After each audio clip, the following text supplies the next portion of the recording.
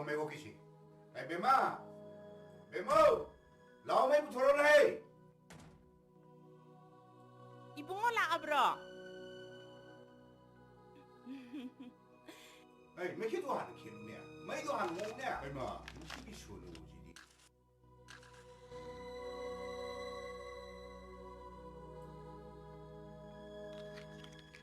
세. Ayaw mo pang gay na ma.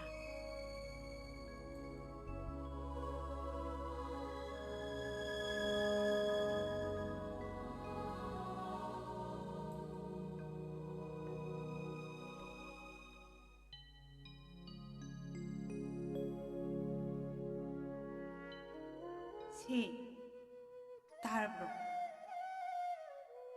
Nang aigi ahanba panggadariba isase nupa hoyensigo. ꯑꯩꯈꯣꯏꯒꯤ ꯈꯨꯡꯒꯪꯁꯦ ꯂꯩꯕꯗ ꯍꯩꯅꯗ꯭ꯔꯕꯣ?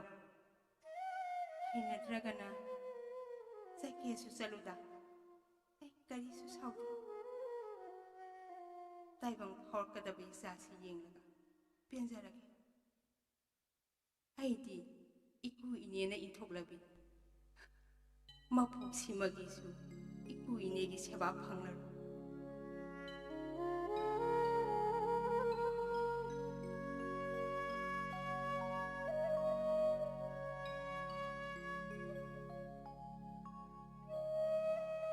이봉아. 이마. 하식랑이브라. 숨 밥만 돼, 이마. 이슈세 뚱크라말레. 애게 또 물어게고. 이마.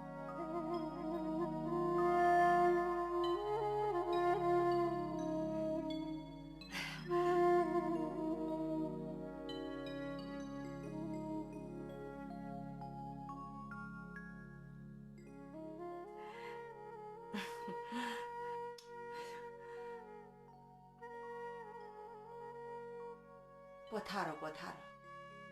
이슈세 애게 또 물어게고.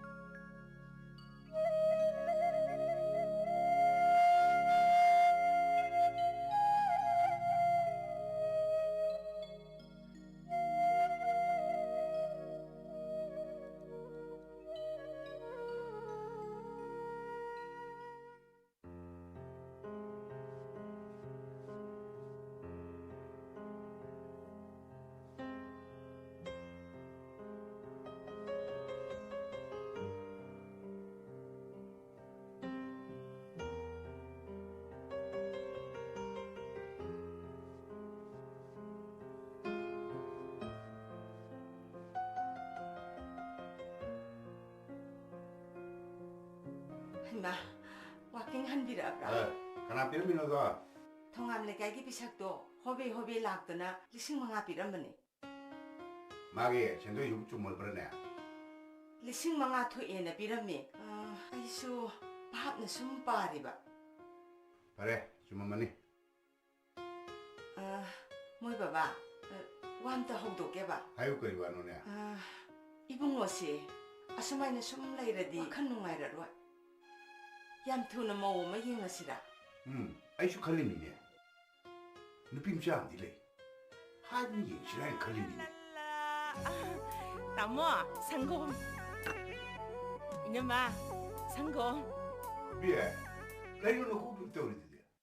Tamo, sanggom lon ba, sa lon ba da, sampai sendana vai na yeselli bani ne. 그랑기니 야무를 먹어야 돼 아니냐. Tamo, ay se ko, pawadi lai bani ko, tamo. 하드디 아이수 범자루 키게. 세세 수로그럼 뒤행비요. 산하터이 고봉라에.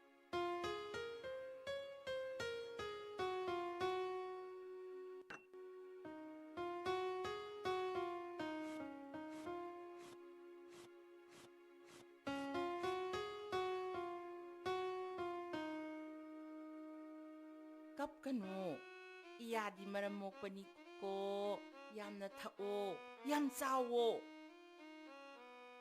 Hayeng dagi di nama naubi malai sinabu pamdauribra, nabu pamdauribra, nani nabu pamdauribra. Nadaw yain hey rasilaibo. Se, takjilo, figure tanaba. 그래. 이수도 아이수 미루라게. Hera, ay susumbaye. 너희들 나 땡앙 숨바이바. ay susumbaye. 가다니 비로 하기네 손오이 주 해수를. 소노. 와이 구리기 소노. ꯇꯥꯛꯑꯝꯃꯤꯅꯦ ꯃꯁꯤ ꯃꯑꯣꯡ ꯑꯃꯅꯤꯀꯣ ꯀꯗꯥꯏꯅꯣ ꯑꯉꯥꯡꯗꯣ ꯇꯥꯔꯅꯤ ꯍꯥꯏꯕꯅꯤ ꯅꯪꯕꯣ ꯍꯩꯃꯥ ꯑꯣ 와이 고딩이 서로 ꯁꯛꯇꯥꯁꯤꯗꯤ ꯀꯅꯥꯅꯅꯣꯅꯦ ꯁꯤꯕꯣ ꯍꯩꯃꯥ ꯃꯁꯤꯗꯤ 이수보 네네나 떠오르 이봐 뭐뭐가 또 물으시고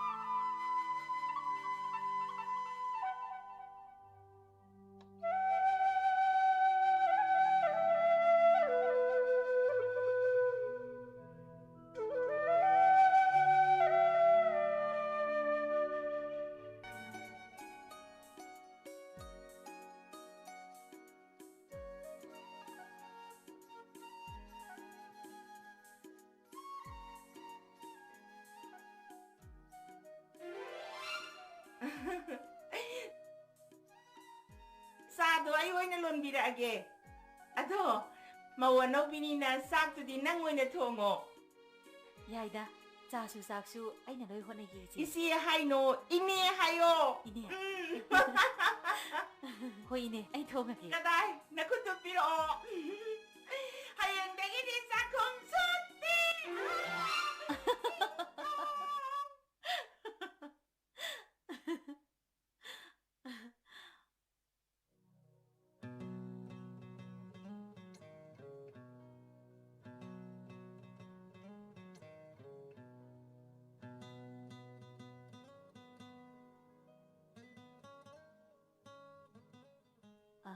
ꯆꯥ ꯂꯩꯖꯔꯦ ꯉꯥꯏꯈꯣꯅꯦ ꯁꯥꯇꯨꯝꯕꯤ ꯀꯔꯤ ꯏꯟꯖꯥꯡ ꯊꯣꯡꯗꯣꯏꯅꯣ ꯈꯪꯗꯦ ꯀꯔꯤ ꯊꯣꯡꯗꯣꯏꯅꯣ ꯏꯃꯥꯗ ꯍꯪꯒꯦ ꯅꯪꯅ ꯊꯣꯡꯕ ꯏꯟꯖꯥꯡꯁꯤ ꯉꯁꯤꯅ 이한 하나 짜도ꯏ ꯍꯣꯔꯦꯟ ꯍꯥꯎꯇꯦ ꯍꯥꯏꯗꯣꯏꯔꯣ 하이로이다 인장 쌤 매역시라는 칼리바 이카이ꯁꯦ 이상할까노 아이는 하이디 ꯑꯉꯥꯡ ꯁꯪꯒꯣꯝ ꯑꯝꯇ ꯁꯦꯝꯃꯨꯈꯤꯒꯦ ꯑꯃꯨꯛ ꯂꯥꯛꯀꯦꯕ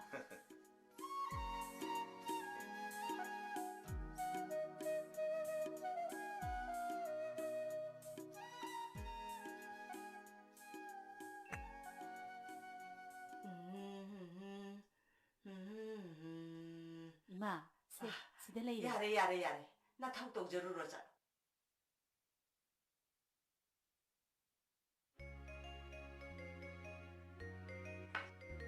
영어이 맘이 지게 운해 아이만 맘이 어리네 아이기쇼 아만 베베디 야위다 그래 말이고 이쇼기 가당 따락보세 아이 만들어 뭔 모르네 그러니 말해 아들나 보라 실레이리네 어우 아이기 수와 만바만 야व니 하 로이네 뭐 말하니 말리고 말리 어우 아이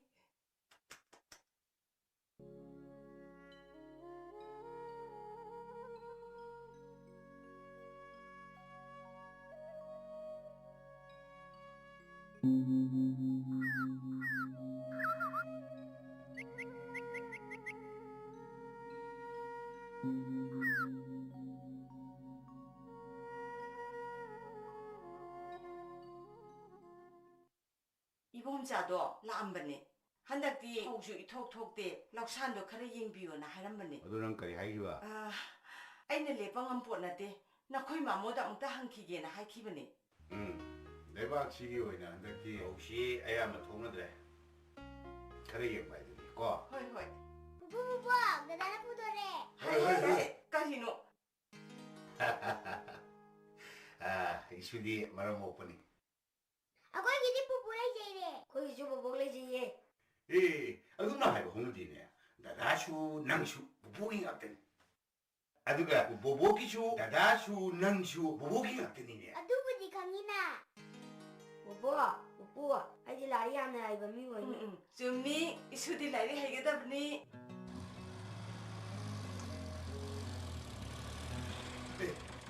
Baba lagi, celo. Baba lah Chelo, chelo, chelo. Baba, baba.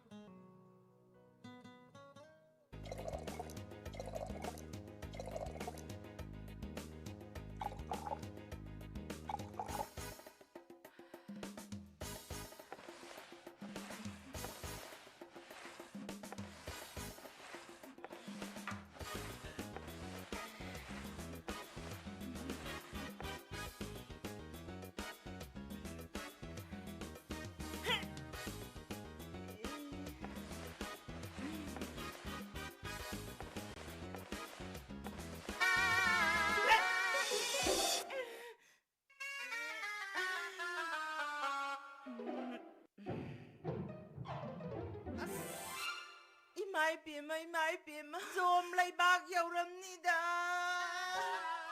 Yumban singa sandri bai bo zom masulaw na nababrab he khonayda. Ngam su ngam loy dabda.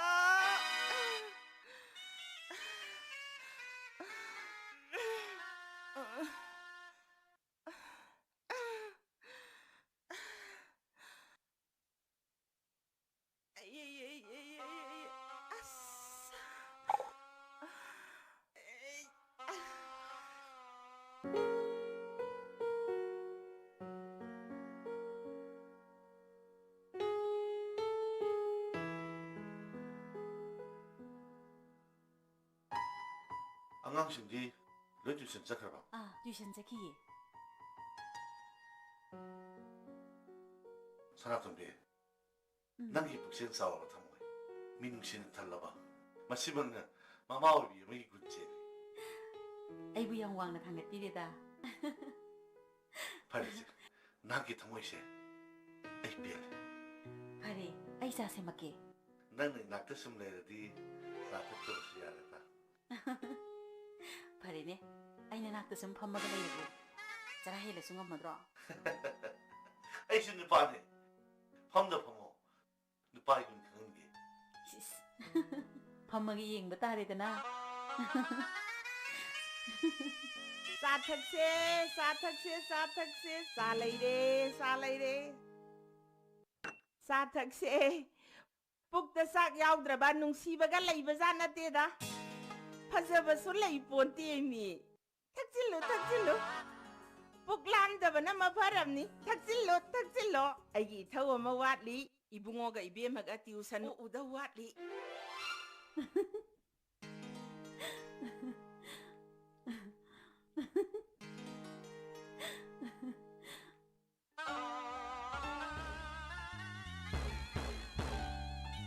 Hayeng khaidi nene lakri phau adum leiramuko.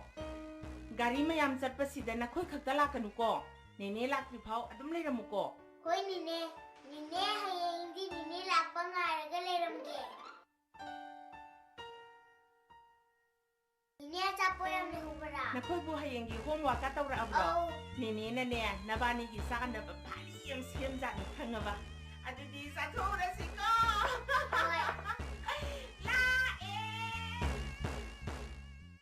비식기신 누이시 비럭더바 다머니 바래샤. 머니기는 다멍아. 야무기는 다니. 마코시 한답디 와 그럴까나 하이드 비아래. Pupu, sagun dong bisa na se. 어이 비샤 티리 지우 들어. Dali sagun sabi usia pupu. Se pupu se. 나고생. 잘하네. 셰. 까까로. Cái nó xịt à? Mấy mà sao mà có xịt đi không phải nó xịt à? Bobo mi sagun sawo. Ai bị sao con chả đấy bà? Ai tuong Chả de. ghé, chả đỏ ghé, bị sao con chả ghé? 행운들이 아니 오늘 좀 목도로 얘들아. Chani, à quay đi xuống nụ xịt bên hai cái chani. 구두구두.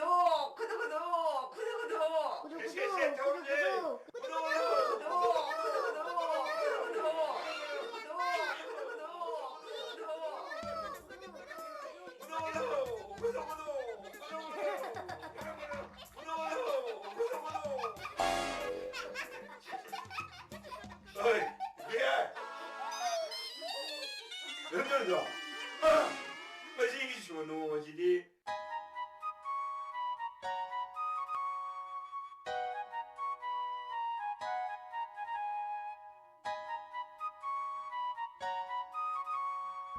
이제 가이 자루리노. 이씨미 모이다 ꯆꯠꯂꯨꯕꯅꯤ ꯅꯪ ꯊꯦꯡꯅꯕ ꯑꯣꯟꯊꯣꯛꯅ ꯇꯥꯟ ꯆꯥꯈ꯭ꯔꯦ 이제 와 ꯑꯃ ꯍꯥꯏꯒꯦ 가이 와노 이제. ꯅꯪꯁꯦ ꯑꯣꯟꯊꯣꯛꯅ ꯄꯪꯈ꯭ꯔꯦ ꯅꯪꯅꯅꯦ ꯄꯪꯃꯟꯕꯁꯤꯗꯅꯦ ꯑꯩꯁꯦ ꯍꯧꯗꯣꯛꯀꯗꯣꯔꯤꯕꯅꯤ 이제 와두부. ꯅꯪꯅꯕꯨꯗꯤ ꯑꯆꯥꯅꯤ ꯄꯥꯛꯅꯤ ꯈꯟꯖꯗꯨꯅ ꯂꯨꯅ ꯆꯥꯅ ꯇꯧꯁꯦ ꯍꯌꯦꯡ ꯆꯥꯎꯔꯒꯅꯦ ꯅꯪꯅ ꯄꯣꯛꯄꯃꯛꯇꯤ ꯅꯠꯇꯕꯅꯤ나 ꯃꯤꯅꯨꯡꯁꯤ ꯃꯆꯦ ꯑꯝꯇ ꯂꯩꯔꯦ 이제 ꯅꯅꯦ ꯅꯀꯨ ꯑꯅꯤꯁꯤꯅꯁꯨ ꯑꯉꯥꯡ ꯅꯨꯄꯥ ꯃꯆꯥ ꯑꯁꯤꯅ ꯍꯦꯟꯅ ꯂꯨꯅ ꯆꯥꯅ ꯇꯧꯏ ꯃꯗꯨ ꯐꯥꯎꯕꯅ ꯀꯔꯤꯃꯠꯇ ꯍꯦꯛ ꯈꯪꯗꯦ 마시부 이제. ꯆꯪꯉꯣ ꯆꯪꯉꯣ ꯅꯅꯦꯝꯄꯣꯛ ꯍꯩꯁꯤꯡꯕꯤꯁꯤ ꯇꯥꯈ꯭ꯔꯕꯗꯤ ꯅꯨꯡꯉꯥꯏꯇꯦ ꯃꯈꯥꯗꯤ ꯀꯣꯟꯅ ꯑꯃꯨꯛ ꯍꯥꯏꯔꯒꯦ ꯆꯪꯉꯣ ꯍꯣꯏ 이제.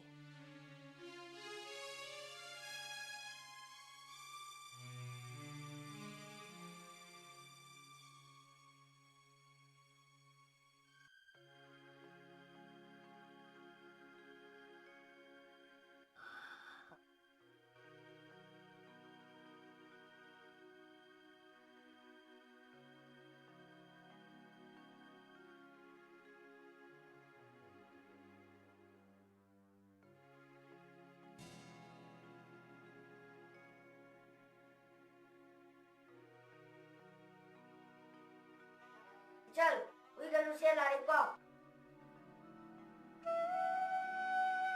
दादा ये हम तुम्हें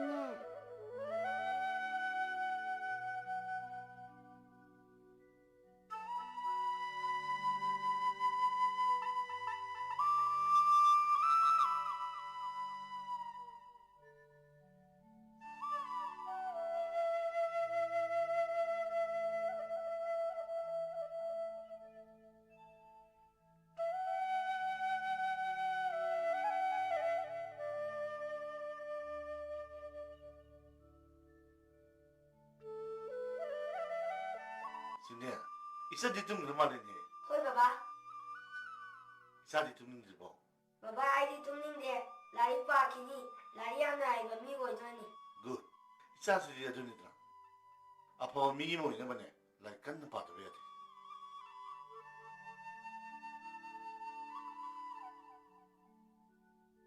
ꯅꯪ ꯑꯩꯒꯤ ꯑꯍꯥꯟꯕ ꯐꯪꯒꯗꯧꯔꯤꯕ ꯏꯆꯥꯁꯦ ꯅꯨꯄꯥ ꯑꯣꯏꯍꯟꯁꯤꯀꯣ ꯑꯩꯈꯣꯏꯒꯤ ꯈꯨꯡꯒꯪꯁꯦ ꯂꯩꯕꯗ ꯍꯩꯅꯗ꯭ꯔꯕꯣ बाबा नंग तुम रो आईडी लारी पाकी नहीं 바바도 좀 파고 그래. 아이, 따브로. 이선지 두번 말해네. 아무튼 럭스를 나오네.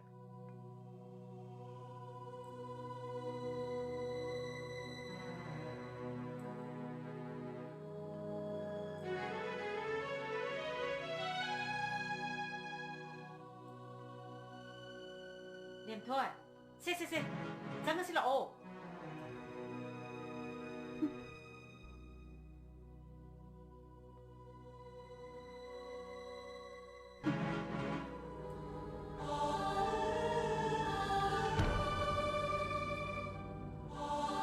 바바 좀 그래. 이선지 힘이. 분생 날 뻗고. कोई बाबा 아두디 바바 피고 녹이고.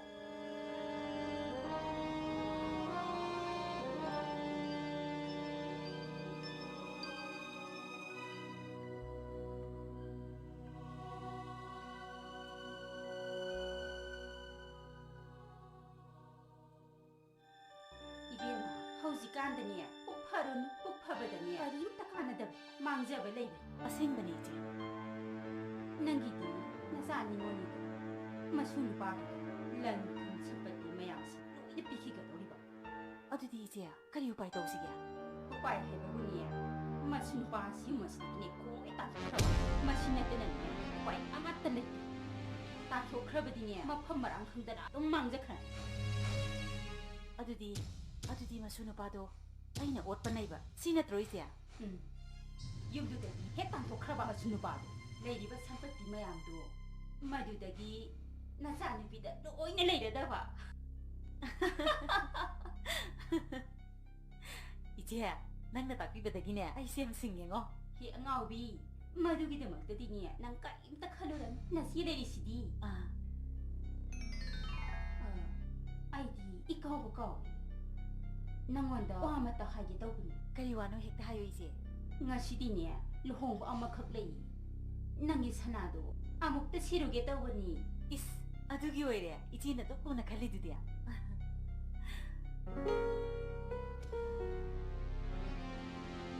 세세. 이제는 시버도 양박제니에. 나 띵이 띵빵나 하이거든. 가이디다 이제. 쟤야, 아두디 애용 자라게고. 파래 잘랐어. 호이.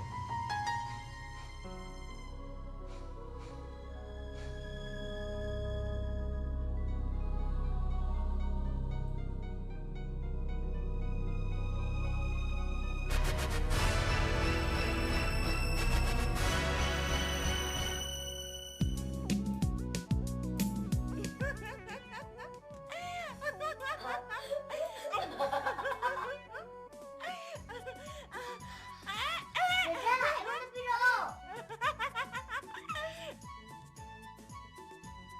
저기 걸어 시작 필요 봐.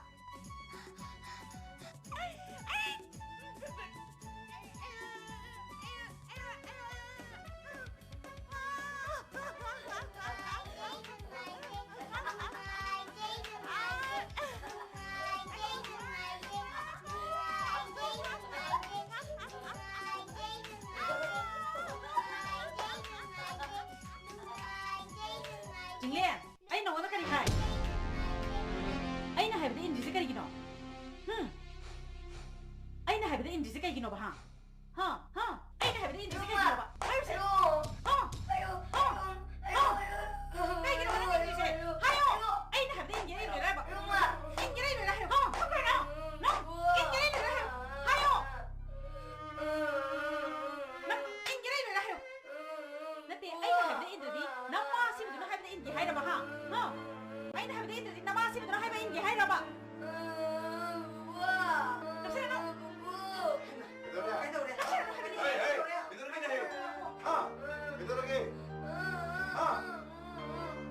그럼 불리 왜 또 오겠노? 나때 이슈부 마마다 가리 하루라게. 이거 아니에 이거 뭔지는 왜? 부부, 아피에. 슈비 부부. 에이, 부부는 이리시니. 누가 하나 볼까? 먹는 거. 거꾸로. 예, 너 이몽상 질러.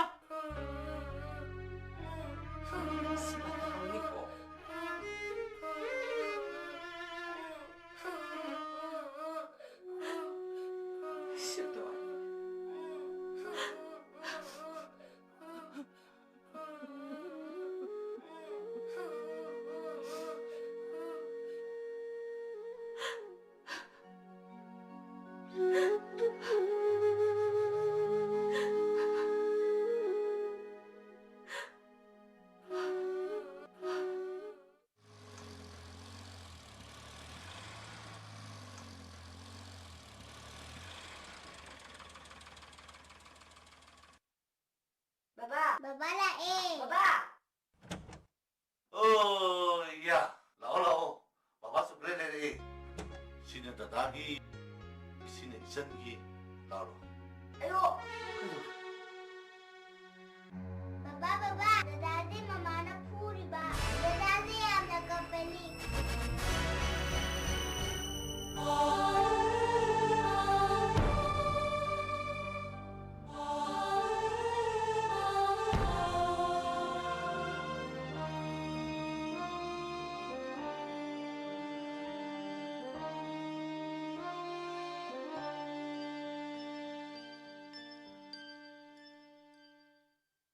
사람 미야.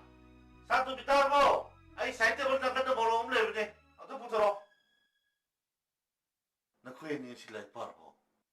Pare baba.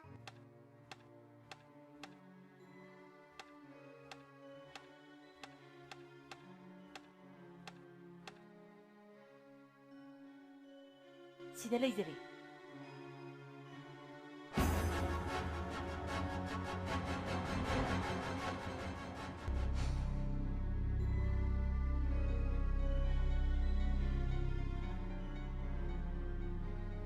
Ayo. Ayo.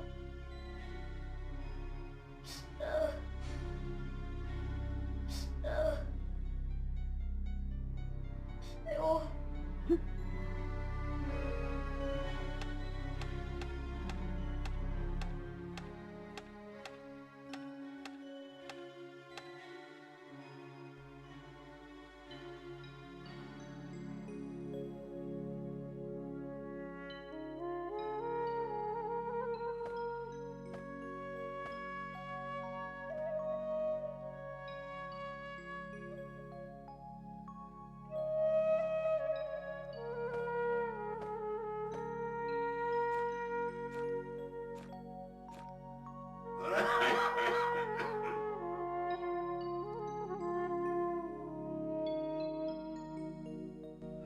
비기 북시엔치 하나가 많아들래.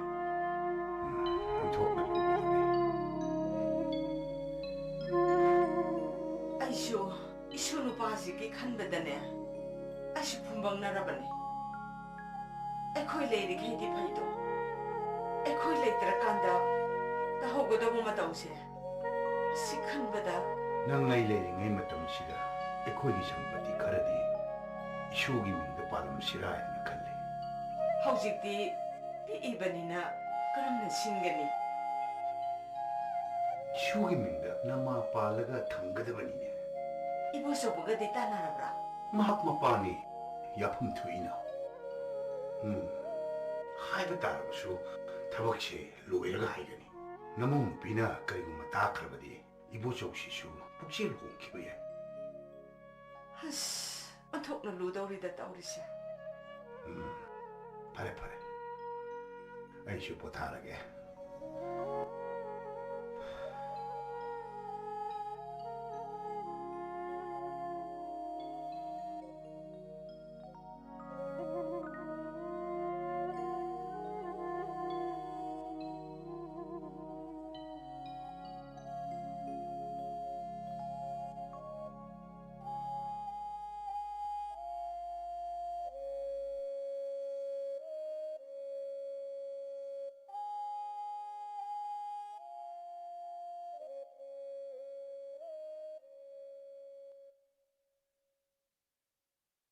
ꯑꯩ ꯇꯥꯔꯕꯣ? ꯂꯥꯛꯑꯦ ꯂꯥꯛꯑꯦ. ꯀꯔꯤ ꯍꯥꯏꯒꯦ? ꯉꯁꯤꯗꯤ ꯑꯩ ꯇꯨꯔ ꯆꯠꯀꯗꯕ ꯂꯩ. ꯉꯁꯤꯗꯤ ꯑꯩ ꯌꯨꯝꯗ ꯍꯜꯂꯛꯑꯔꯣꯏ. ꯄꯥꯕꯒ ꯏꯃꯥꯒꯗꯣ ꯀꯥꯎꯗꯅ ꯍꯥꯏꯔꯝꯗ꯭ꯔꯦ. ꯅꯪ ꯈꯔ ꯇꯝꯃꯨ. ꯍꯣꯏ ꯇꯝꯒꯦ. ꯀꯩ ꯂꯝꯗ ꯆꯠꯀꯗꯕꯅꯣ? ꯎꯈ꯭ꯔꯨꯜꯗ ꯆꯠꯀꯗꯕꯅꯤ. ꯍꯌꯦꯡꯗꯤ ꯍꯜꯂꯛꯀꯗ꯭ꯔꯣ? ꯍꯌꯦꯡ ꯍꯜꯂꯛꯀꯅꯤ. ꯆꯠꯂꯨꯈꯤꯒꯦ. ꯍꯣꯏ ꯍꯣꯏ.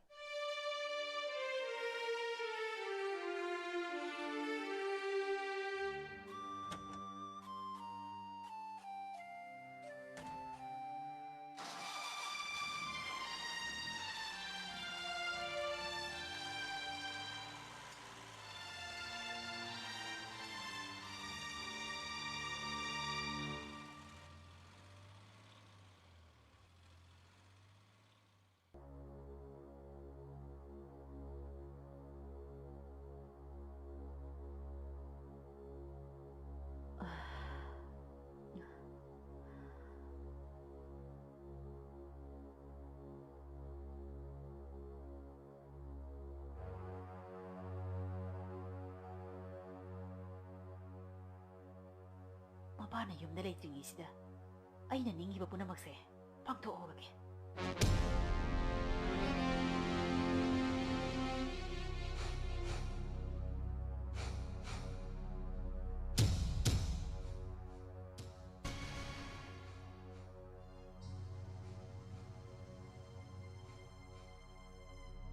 와, hogalo.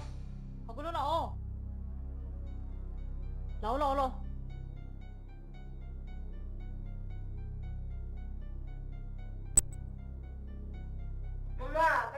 Mapan thấu xin lỗi.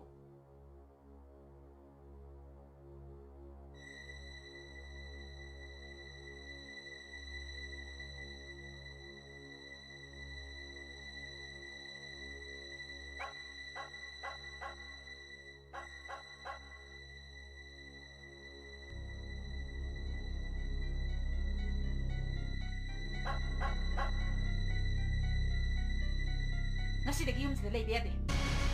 ꯑꯩꯁꯦ ꯅꯪꯒꯤ ꯅꯃꯥ ꯅꯠꯇꯦ. ꯌꯨꯝꯁꯤꯁꯨ ꯅꯪꯒꯤ ꯅꯠꯇꯦ. ꯅꯪꯒꯤ ꯅꯃꯥꯟꯅꯕꯤꯅꯦ. ꯅꯪꯒꯤ ꯅꯃꯥꯟꯅꯕꯤ ꯁꯤꯈ꯭ꯔꯕꯅꯦ.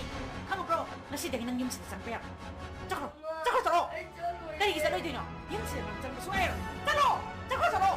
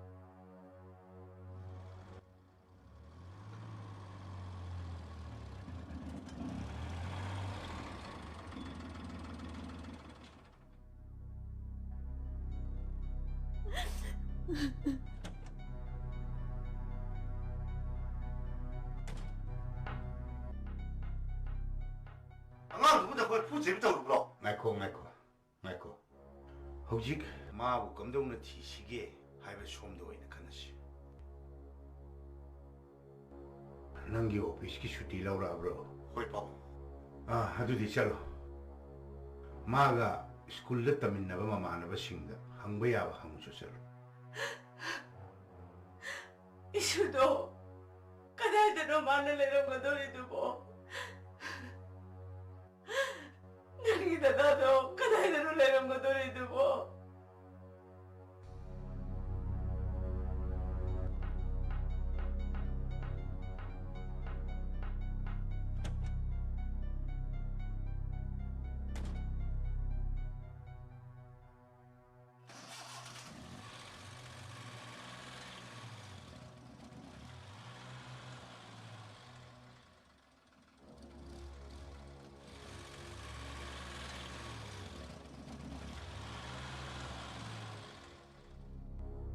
ꯑꯉꯥꯡꯁꯥ ꯅꯈꯣꯏꯅ ꯇꯧꯒꯗꯕꯁꯤꯡꯗꯨ ꯇꯧꯔꯨꯔꯣ ꯆꯠꯂꯣ ꯅꯪꯁꯨ ꯆꯠꯂꯣ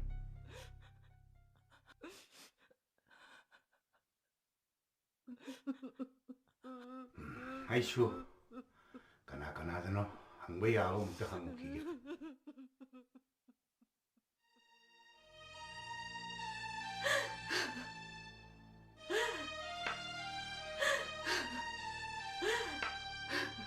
나기다 나도 그날대 내려온 것들이 너무 큰데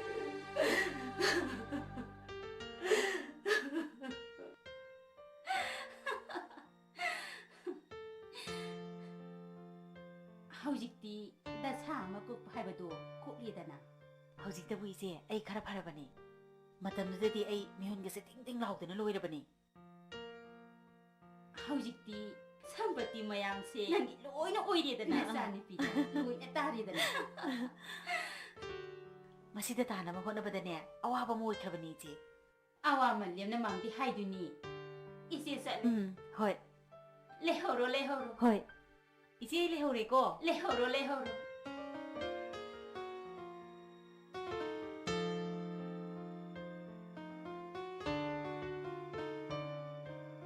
한덕 이슈 싱레나 어떤 강대나 많기로세 남아기 비범시 강촉촉질래 윰시다 레이디 방앙 싱체 와칸 카르디 텐 크라마레 ꯄꯥꯎ ꯑꯩ ꯄꯨꯝꯅꯃꯛ ꯈꯪꯉꯤ ꯄꯨꯝꯅꯃꯛꯁꯤꯡ ꯑꯁꯤ ꯑꯩꯒꯤ ꯊꯥꯖꯕꯒꯤ ꯋꯥꯡꯃꯗꯅꯤ ꯂꯩꯀꯥꯏꯁꯤꯅꯅꯦ ꯏꯃꯨꯡꯁꯤꯗ ꯃꯤꯠꯌꯦꯡ ꯑꯃꯗꯤ ꯌꯦꯡꯕ ꯍꯧꯔꯦ 이까이크레다 ꯄꯥꯎ ꯑꯩꯗꯤ ꯌꯨꯝꯁꯤꯗꯒꯤ ꯃꯗꯨ ꯉꯥꯛꯄꯤꯕ ꯇꯥꯕꯅꯤ ꯑꯃꯨꯛ ꯍꯟꯅ ꯌꯨꯝꯁꯤꯗ ꯋꯥꯊꯣꯛ ꯑꯃ ꯊꯧꯗꯣꯛ ꯑꯃ ꯊꯣꯛꯇꯅꯕ ꯆꯦꯛꯁꯤꯟꯅ ꯁꯤꯟꯒꯗꯕꯅꯤ 이슈 ꯆꯤꯡꯂꯦꯟꯒꯤ ꯃꯤꯡꯗ ꯅꯃꯥꯁꯨꯅꯦ ꯊꯋꯥꯏ ꯅꯨꯡꯉꯥꯏꯅꯕ ꯐꯥꯝ ꯑꯃꯗꯤ ꯁꯦꯝꯃꯒꯦ ꯄꯥꯕꯨꯡꯒ ꯏꯃꯥꯒꯅ ꯐꯩ ꯍꯥꯏꯕꯗꯣ ꯅꯆꯥꯒꯤꯁꯨ ꯑꯗꯨꯝ ꯌꯥꯖꯔꯤ 와팜세 와 얌드나가 낭나 신거다가니 파래 잘 낭이네 더도 어느 자로 오르셔라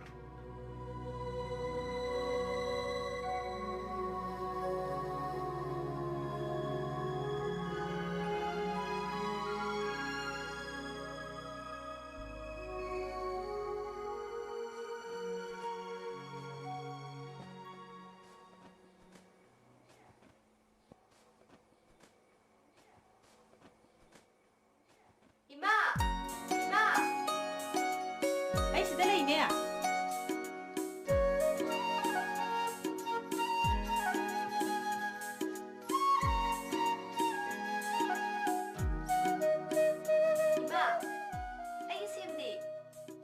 네네나 보라니. 네네. 아이세 보러. 뿌레 낭기 뿌리 릿바시엠 뿌레 세 자로.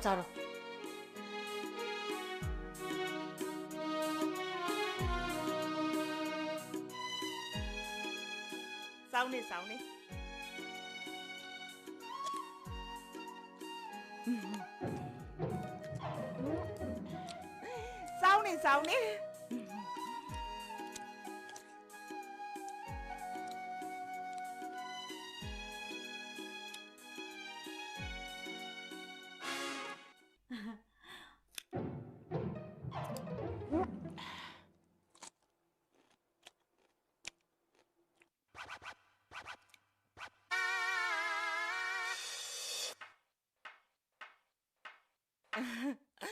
낭디 싸라로이드로 자라로.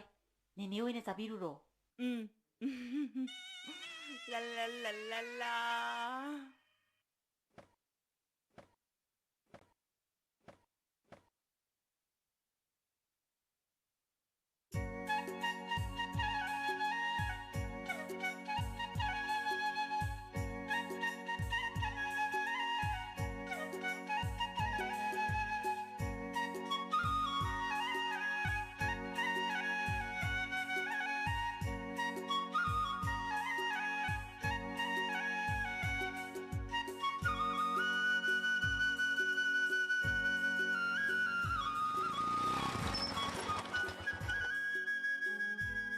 사나토이 콜레지 라라보.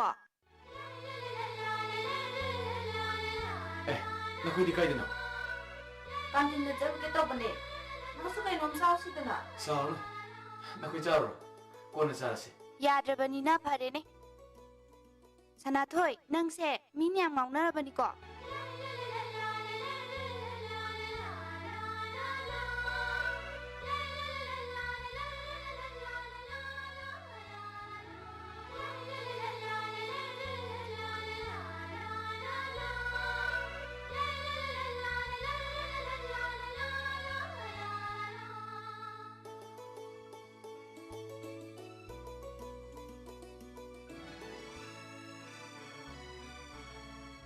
사나, 그도래. 누이시마, 능디 라이옥나리나. 낭시마. 마하각네. 아이기 타모이나 가우제바. ꯑꯩꯗꯤ ꯅꯍꯥꯟ ꯃꯈꯩ ꯈꯪꯗꯦ ꯅꯪꯗꯤ ꯖꯥꯖꯥ ꯌꯥꯝ ꯈꯜꯂꯝꯃꯤꯖꯥꯅꯤꯅ 마나수 홍독바디 나티다.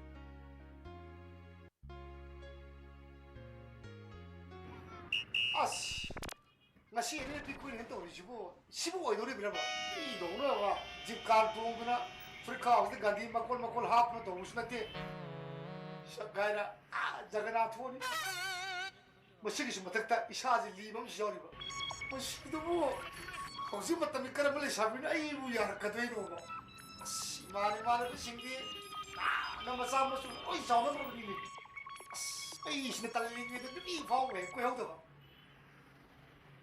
adubo ai ba masane matamari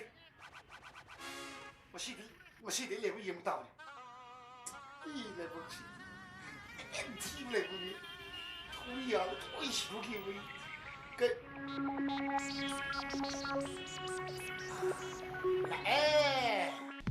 mesti hana plan ko ye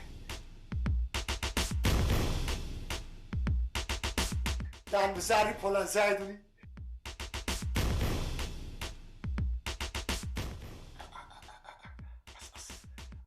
비상 통계 아이 해마, 까이노니. 전 뭐함 당겨 봐 까리 워러브노. 스와이드 왜 비라브라 아우 마니 사이드기니. 스와이드 워러브디 아이 그놈 당서게 봐 강라브디 생무도 하비고 호이 칸보이디 컴자기. 아이나 항도시디 너는 감모 같은데 까리. 너희 민시부 하누바, 구보 호야니네. 군남 식사스. 자슬라 마서지가. 샤워를 거니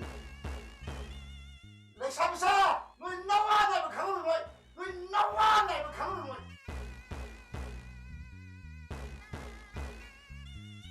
아씨 그냥 그대로 하는 소리 그런 게 떠오르네 몰래 무슨 그런 뭐 가봐 와암땅 저기 봐 ai nang je som bune som hin na sibu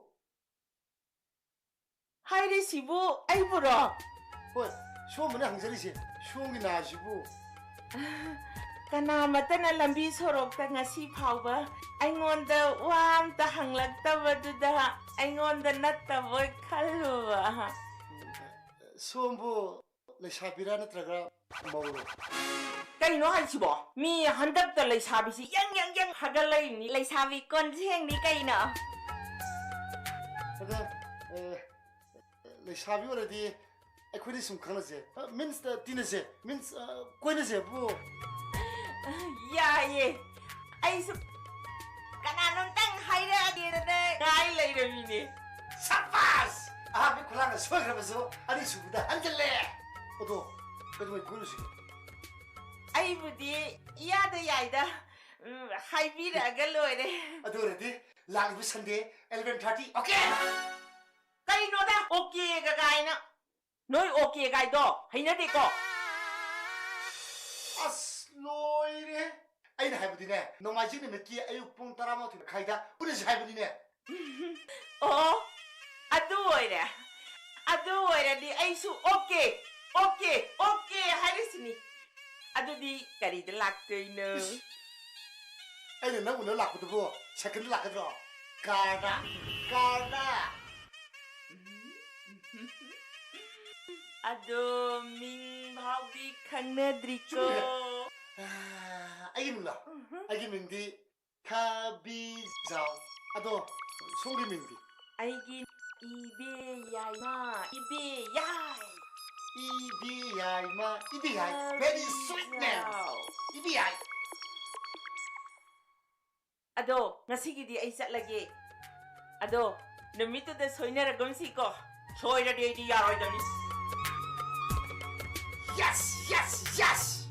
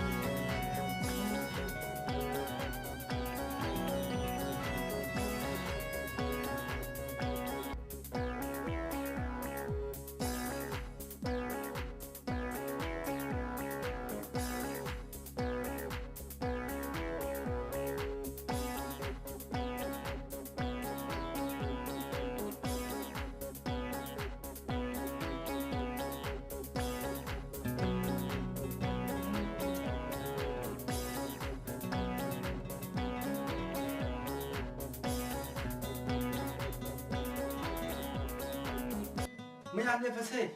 Fung tara kalasan na se.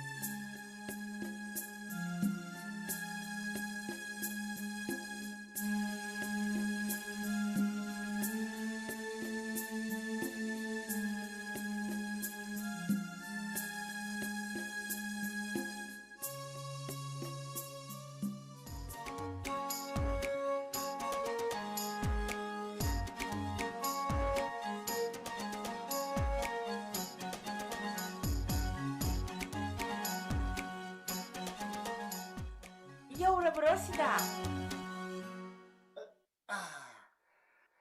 ꯌꯧꯔꯦ ꯆꯍꯤ ꯃꯇꯥꯡ ꯑꯁꯤꯗꯀꯣ ꯑꯃꯝꯕ ꯔꯦꯁꯇꯨꯔꯦꯟꯗ ꯃꯥ ꯆꯪꯕꯗꯣ ꯃꯗꯨ ꯀꯥꯟꯅꯕ ꯖꯥꯠꯅꯤꯗ ꯇꯨ ꯁꯤ ꯐꯔ ꯏꯪꯁꯨ ꯏꯪꯈ꯭ꯔꯕ ꯀꯌꯥ ꯇꯥꯔꯦ 50ꯗꯪꯗꯤ ꯄꯤꯕꯤꯌꯨ 50 ꯈꯛꯇ 이거 넌 미워로 해 오빠의 그 리소트 덕분에 송아 합던에 백스 파도 어디 야라머니 이사 시기도 합박던에 백가 파고 이니 애인도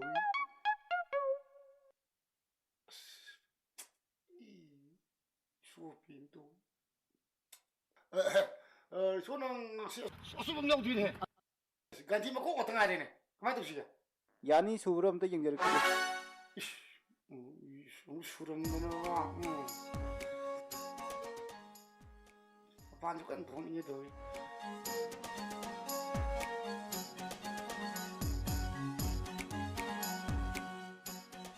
릭소 양카이 하이브 나트로 시오이나 라우로 나는 바라 비인 도저 아예 온 포트 고디엔 와래 되고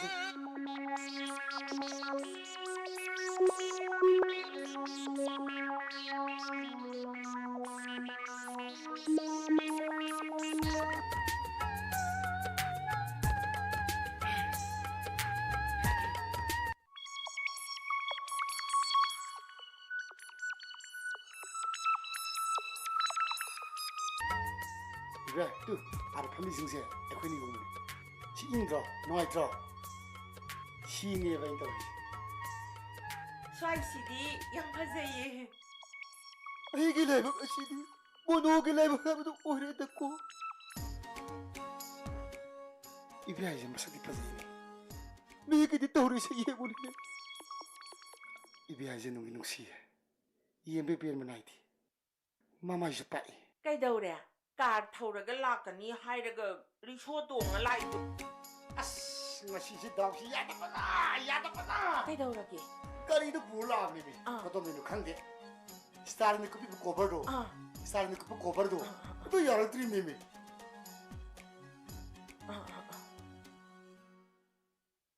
에코니 프로그램데 소야 본디에 간다나 이니에 불라이스 얌농아이 트러블네 사나우도 아이부디 이농데 누가이다 아이코이 바니 옛가 오이가 파미나 락 미나바시 누가이바 아니 수디 하야 나찐 피하이니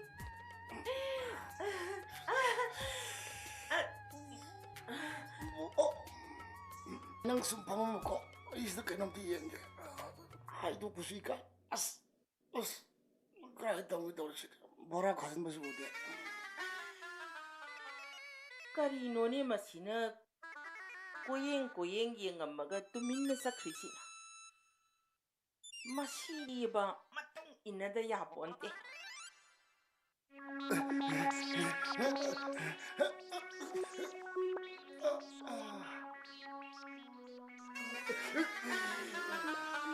Karano na lumatayo na kayo inoto dia 프리카우다 이승본 소야 묵사하고 합법보네요 까이로 말해 너 이슈 as era aibu puri khau ma pa khang da ba dau na masa asiga angang ma sa dau na lao mi asom na kan loi pham na ho re ba lao ba 뭐는 나와 그래도 소서로도 ya le he pa pa lao 수업 보시 어디 봐 농차사 간 토락 받으디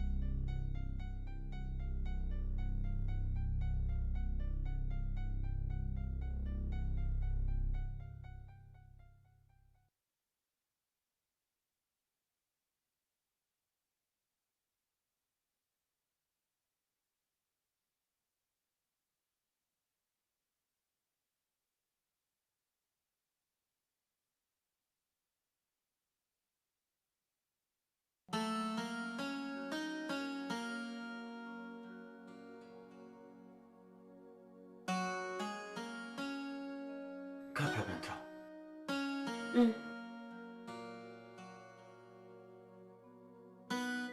ꯑꯩ ꯑꯃꯨꯛ ꯆꯠꯂꯨꯈꯤꯒꯦꯀꯣ. ꯑꯩ ꯑꯃꯨꯛ ꯆꯠꯂꯨꯈꯤꯒꯦ. ꯆꯠꯂꯒꯦꯀꯣ.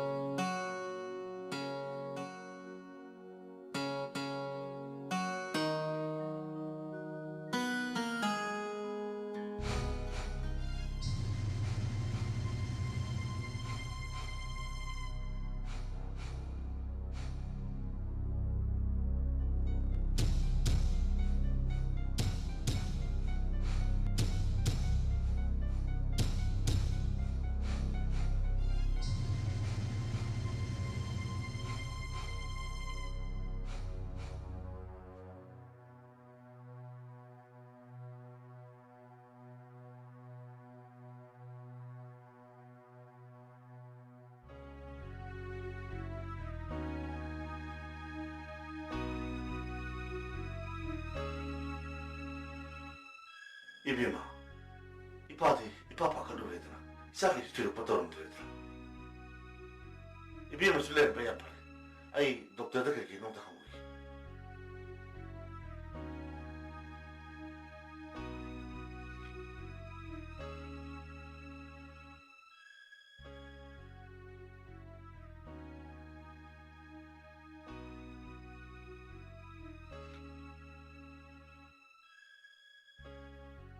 독자부터 상대할게요. 파니.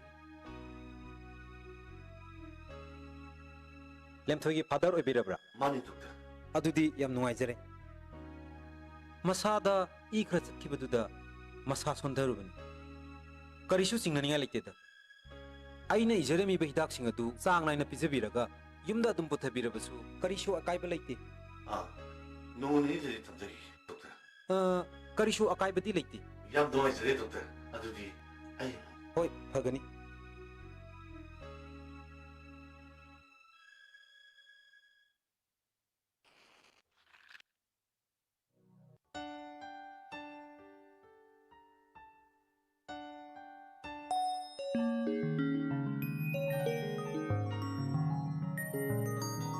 Sanatoy, andak ti akoy college ki percentage wam phangba chinang tare ko.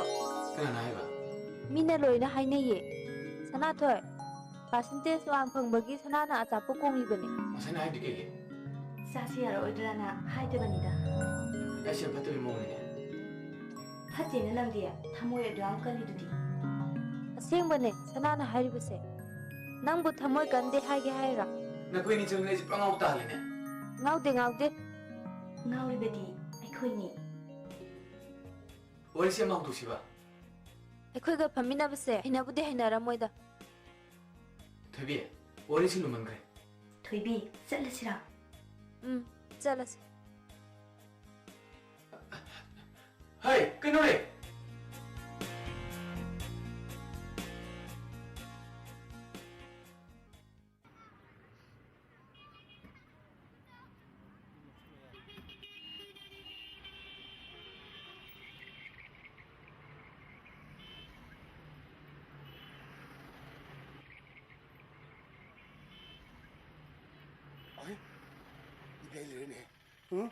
Kali hari mas second thori pazarni si karma ke liye ai sage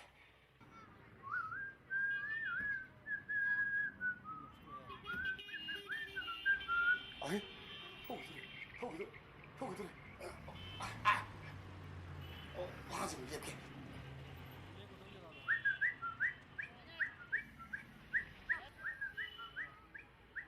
na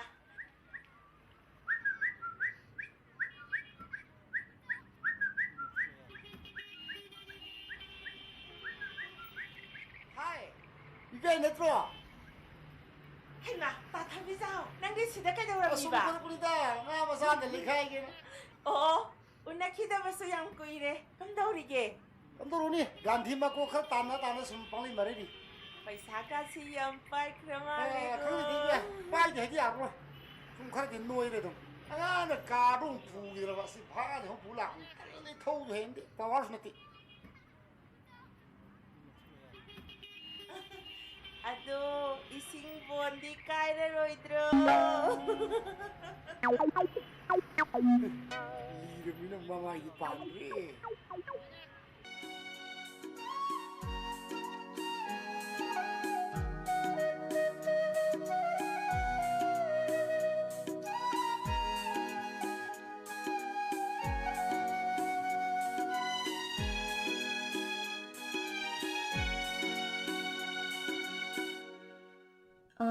Ima, Sanatoygi yumsibu sirorabra. Mane. Mabu laikibra. Lay, ima kau thorake. Lao samas lao. Chamus lao.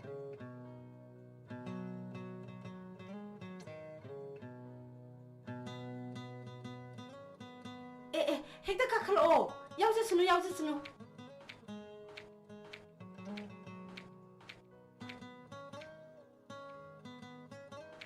Nakoi sida pamamuko. Ay ma kau thorake.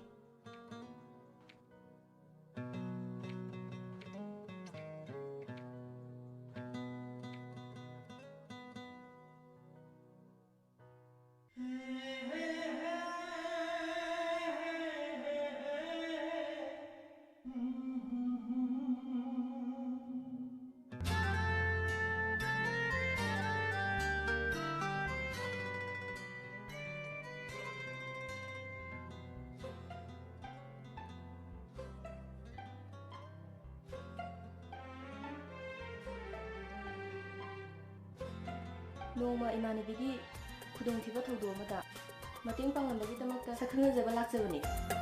Kaidida. Punsisida singbaga moridaba laman amadi thonsinjare. Adum naibigino. Angam ngamba mating panamne. Thoibi. Nupi ubigi mapokse tolidako. Thamoisina khidaba nungsiba mahapu isilsina nungsi haina phongdokpadi ngamdi. Numito ai karigumba wahai amata sahaiba ngamhaude. Ngasi thenebisine apen boy. Sanatoyse aidi am sauningi. Khangna khangsinadaba mal. Adubu oiramgadrane. Lai haiba mise. Nakal amaromda yamna pangi hainabani.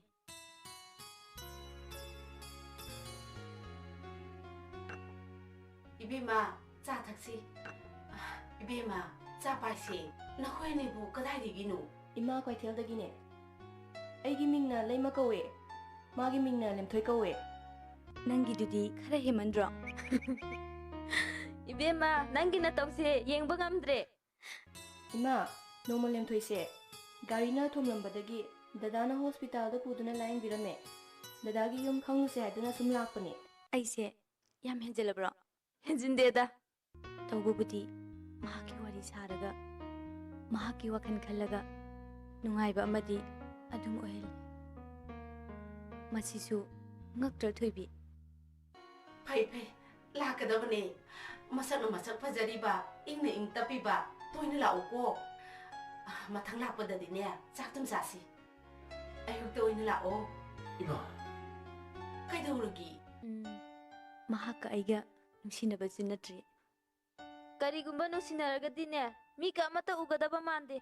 Murum sondunane sakadaba maliko. Ima, mathang lakpadadi nga lairake. Lairakanu. Imana laigedabane. Limthoiga nangana thonggadawbani. Adubu ngamlabadi laibak pharedana.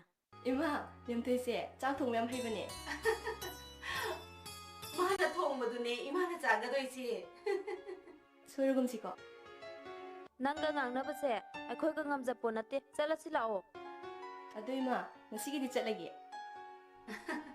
Yoro.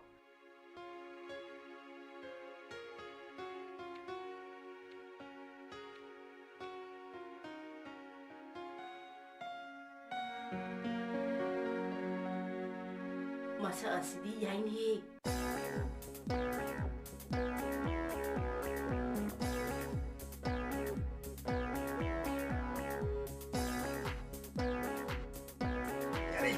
Patre ba. Entoy ko. Entoy, ai ke ni wa ma de na wan hani. Nang na tabi ragadi yam nungai gani. Taba bahibadudi nangi wahigi makapoli. Ai ꯅꯪꯒ ꯅꯨꯡꯁꯤꯕ ꯄꯥ ꯅꯪꯒꯤ ꯋꯥꯍꯩꯗꯨꯗ ꯑꯩꯗꯤ accept ꯇꯧꯕ ꯄꯥꯝꯗꯦ ꯅꯨꯄꯤ ꯑꯃꯒꯤ ꯄꯨꯟꯁꯤꯗ ꯅꯨꯄꯥ ꯑꯃ ꯆꯣꯏꯁ ꯇꯧꯕ ꯍꯥꯏꯕꯁꯦ ꯑꯔꯥꯏꯕ ꯅꯠꯇꯦ ꯅꯪꯒ ꯂꯣꯏꯅꯔꯤꯕ ꯑꯃꯗꯤ ꯅꯪꯒꯤ ꯅꯦꯆꯔ ꯑꯩ ꯇꯨꯀꯠꯆꯩ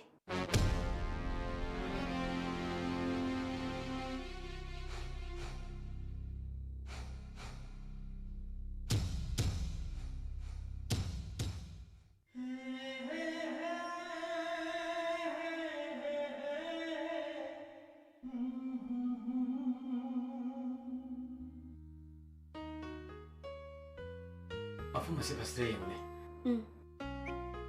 ꯁꯥꯟꯅꯕ ꯂꯩꯁꯤꯡ ꯑꯁꯦ ꯐꯖꯗ꯭ꯔꯥ ꯐꯖꯩ ꯐꯖꯕ ꯃꯌꯥꯝꯁꯤꯒꯤ ꯃꯔꯛꯇ ꯑꯩꯒꯤ ꯊꯃꯣꯏꯗꯁꯨ ꯐꯖꯕ ꯑꯃ ꯂꯥꯠꯂꯤ ꯊꯃꯣꯏꯗ ꯆꯦꯠꯅ ꯂꯥꯠꯂꯤꯕ ꯄꯨꯝꯅꯃꯛꯇꯒꯤ ꯐꯖꯕꯗꯣ ꯑꯩꯗꯤ ꯈꯪꯕ ꯌꯥꯔꯣꯏꯗ꯭ꯔꯥ ꯀꯅꯥꯗꯁꯨ ꯍꯥꯏꯗꯣꯛꯅꯤꯡꯗꯦ ꯑꯩꯕꯨꯁꯨ ꯈꯪꯍꯜꯂꯣꯏꯗ꯭ꯔꯣ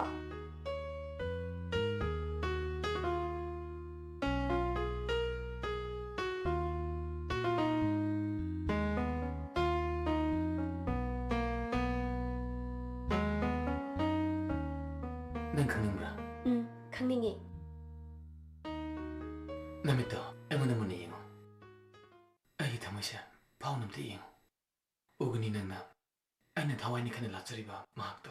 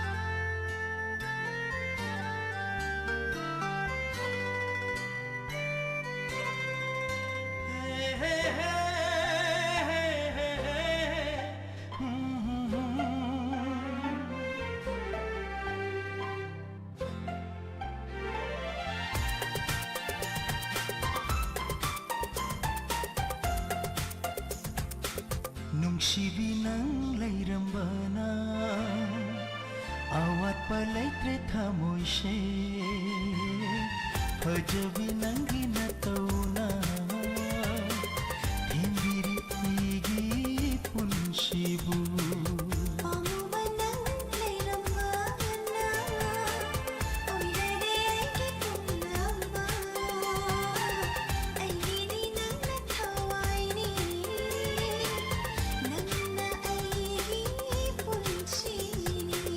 ꯅꯨꯡꯁꯤꯕꯤ ꯅꯪ ꯂꯩꯔꯝꯕꯅ ꯄꯥꯝꯃꯨꯕ ꯅꯪ ꯂꯩꯔꯝꯕꯅ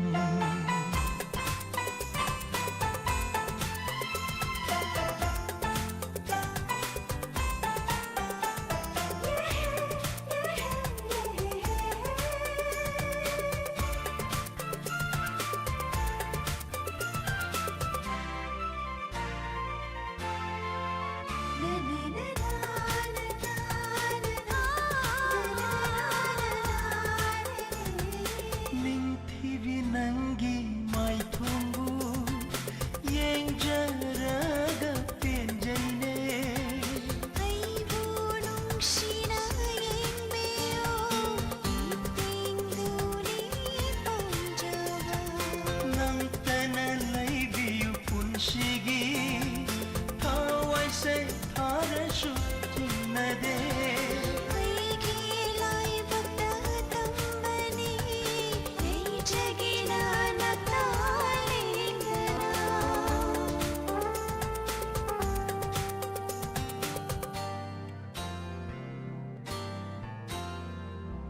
ꯅꯨꯡꯁꯤꯕꯤ ꯅꯪ ꯂꯩꯔꯝꯕꯅ ꯄꯥꯝꯃꯨꯕ ꯅꯪ ꯂꯩꯔꯝꯕꯅ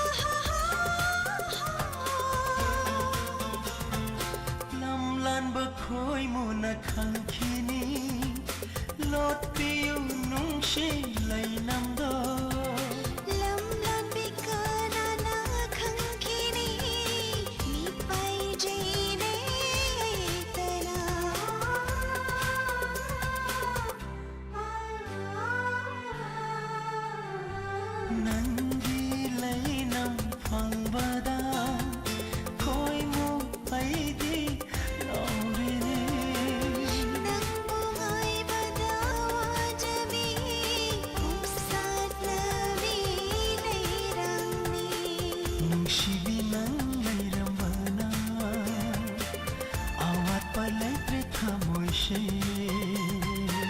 ꯐꯖꯕꯤ ꯅꯪꯒꯤ ꯅꯇꯧꯅ ꯊꯦꯝꯕꯤꯔꯤ ꯑꯩꯒꯤ ꯄꯨꯟꯁꯤꯕꯨ ꯄꯥꯝꯃꯨꯕ ꯅꯪ ꯂꯩꯔꯝꯕꯅ ꯑꯣꯏꯔꯔꯦ ꯑꯩꯒꯤ ꯄꯨꯝꯅꯃꯛ ꯑꯩꯒꯤꯗꯤ ꯅꯪꯅ ꯊꯋꯥꯏꯅꯤ ꯅꯪꯅ ꯑꯩꯒꯤ ꯄꯨꯟꯁꯤꯅꯤ ꯅꯨꯡꯁꯤꯕꯤ ꯅꯪ ꯂꯩꯔꯝꯕꯅ ꯄꯥꯝꯃꯨꯕ ꯅꯪ ꯂꯩꯔꯝꯕꯅ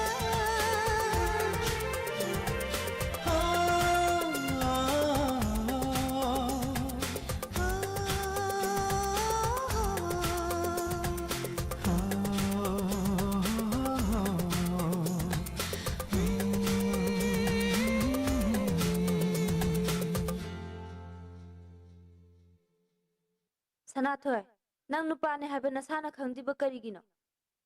Thebi, nangi wado, ai bab talo. ꯈꯪꯉꯣꯏ ꯅꯪꯗꯤ ꯊꯃꯣꯏ ꯄꯥꯟꯗꯕꯅꯤꯅ ꯁꯅꯥꯅ ꯅꯪꯕꯨ ꯀꯌꯥꯗ ꯅꯨꯡꯁꯤꯖꯕ ꯅꯪꯅ ꯈꯪꯅ ꯁꯅꯥꯗ ꯋꯥꯍꯩ ꯑꯃꯠꯇ ꯍꯥꯏꯗꯦ ꯑꯩ ꯁꯅꯥꯒꯤ ꯃꯇꯧꯁꯦ ꯌꯦꯡꯕ ꯉꯝꯗꯦ Thebi, ngasi nang nahai mafum singsa. Aidi sanabu, icham chumna imanebina khale. Sanathoi! Asangani. ꯁꯅꯥꯅ ꯅꯪꯕꯨ ꯅꯨꯡꯁꯤ ꯍꯥꯏꯕꯁꯤꯗꯤ ꯅꯪ ꯈꯪꯕ ꯅꯠꯇ꯭ꯔꯥ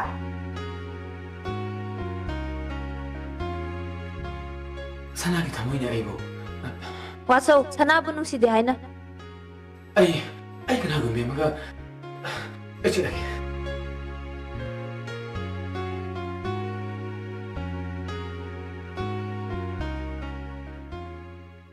Thoibi, Sanathoina aibu hanna yenglaktrabasu. Aigi thamoisida mahakpu nuksibagi mamisimadi punsigi kokpa ngamgadaba mande. Sanathoina nangbu nungsidabadi nate. Mahakki thamoida asengba nungsibado pamdabadagi mahakna asengbado haikidaban.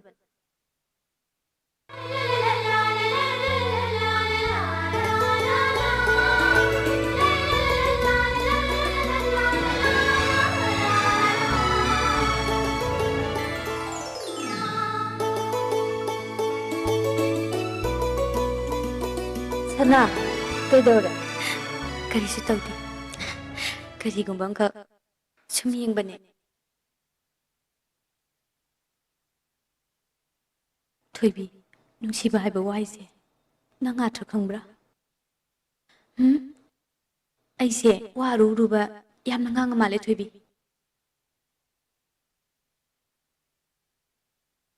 Thoibi, magi thamoiga aigi thamoiga onthoknaraba. Adu oiragadi kamai tawgani Thoibi. Aigi wase nokningdra.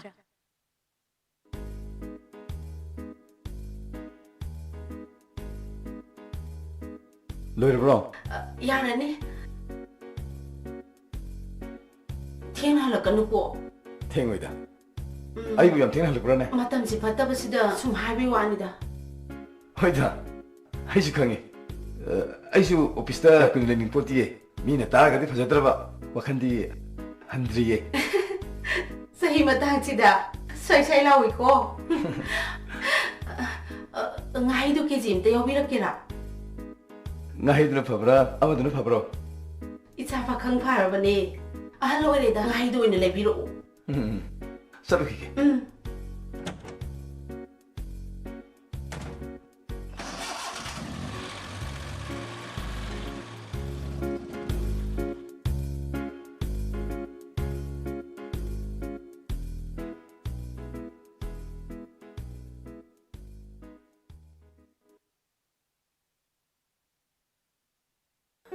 Sana, Pamo.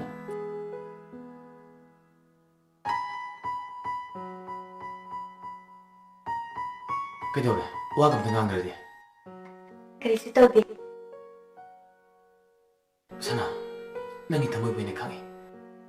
ꯅꯪꯅꯦꯕ ꯅꯨꯡꯁꯤ ꯍꯥꯏꯕ ꯑꯩꯁꯨ ꯅꯥꯄꯨ ꯅꯨꯡꯁꯤꯗꯕ ꯅꯠꯇꯦ ꯂꯦꯝꯊꯣꯏ ꯑꯃꯗ ꯑꯩꯒꯤ ꯅꯨꯡꯁꯤꯕ ꯅꯪꯒꯤ ꯅꯐꯝꯗ ꯃꯤꯅ ꯑꯃ ꯄꯥꯝꯗꯕꯗꯒꯤ ꯑꯩ ꯊꯃꯣꯏ ꯀꯟꯕ ꯃꯤꯁꯛ ꯑꯃꯒꯨꯝ ꯂꯩꯈꯤꯕꯅꯦ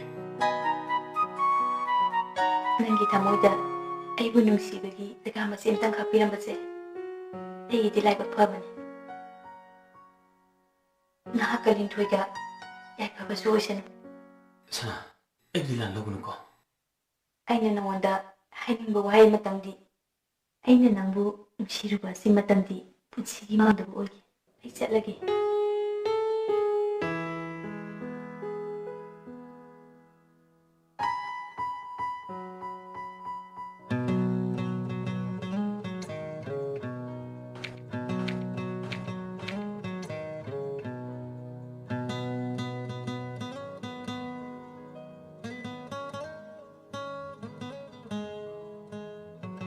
ꯂꯦꯝꯊꯣꯏ ꯋꯥ ꯑꯝꯇ ꯍꯥꯏꯒꯦ ꯂꯦꯝꯊꯣꯏ ꯑꯩ ꯆꯠꯂꯝꯃꯒꯦ ꯂꯦꯝꯊꯣꯏ ꯅꯪꯒꯤ ꯋꯥꯍꯩ ꯈꯔꯅ ꯑꯩꯒꯤ ꯄꯨꯟꯁꯤꯁꯦ ꯑꯍꯣꯡꯕ ꯑꯃ ꯂꯩꯍꯜꯂꯦ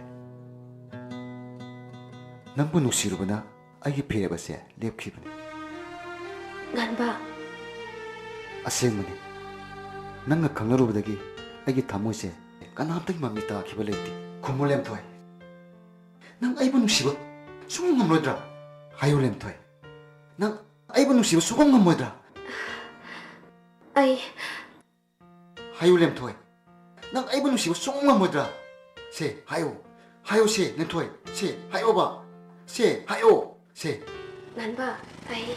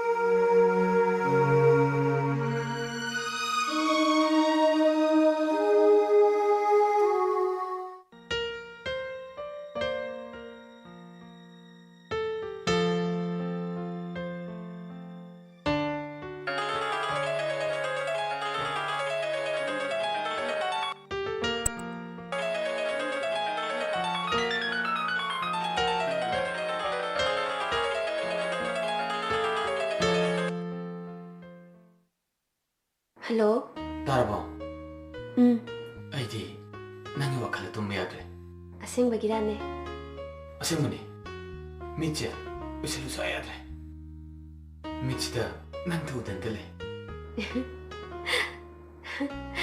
ꯑꯦ ꯌꯥꯝ ꯃꯥꯜꯂꯤꯀꯣ ꯑꯩꯗꯤ ꯅꯪꯁꯦ ꯃꯤꯠꯇ ꯁꯨꯡꯎ ꯎꯗꯦ ꯑꯗꯨꯗꯤ ꯅꯪꯁꯦ ꯑꯩꯒꯤ ꯃꯔꯝꯗ ꯀꯩꯝꯇ ꯈꯟꯗꯕ ꯋꯥꯅꯤꯅꯦ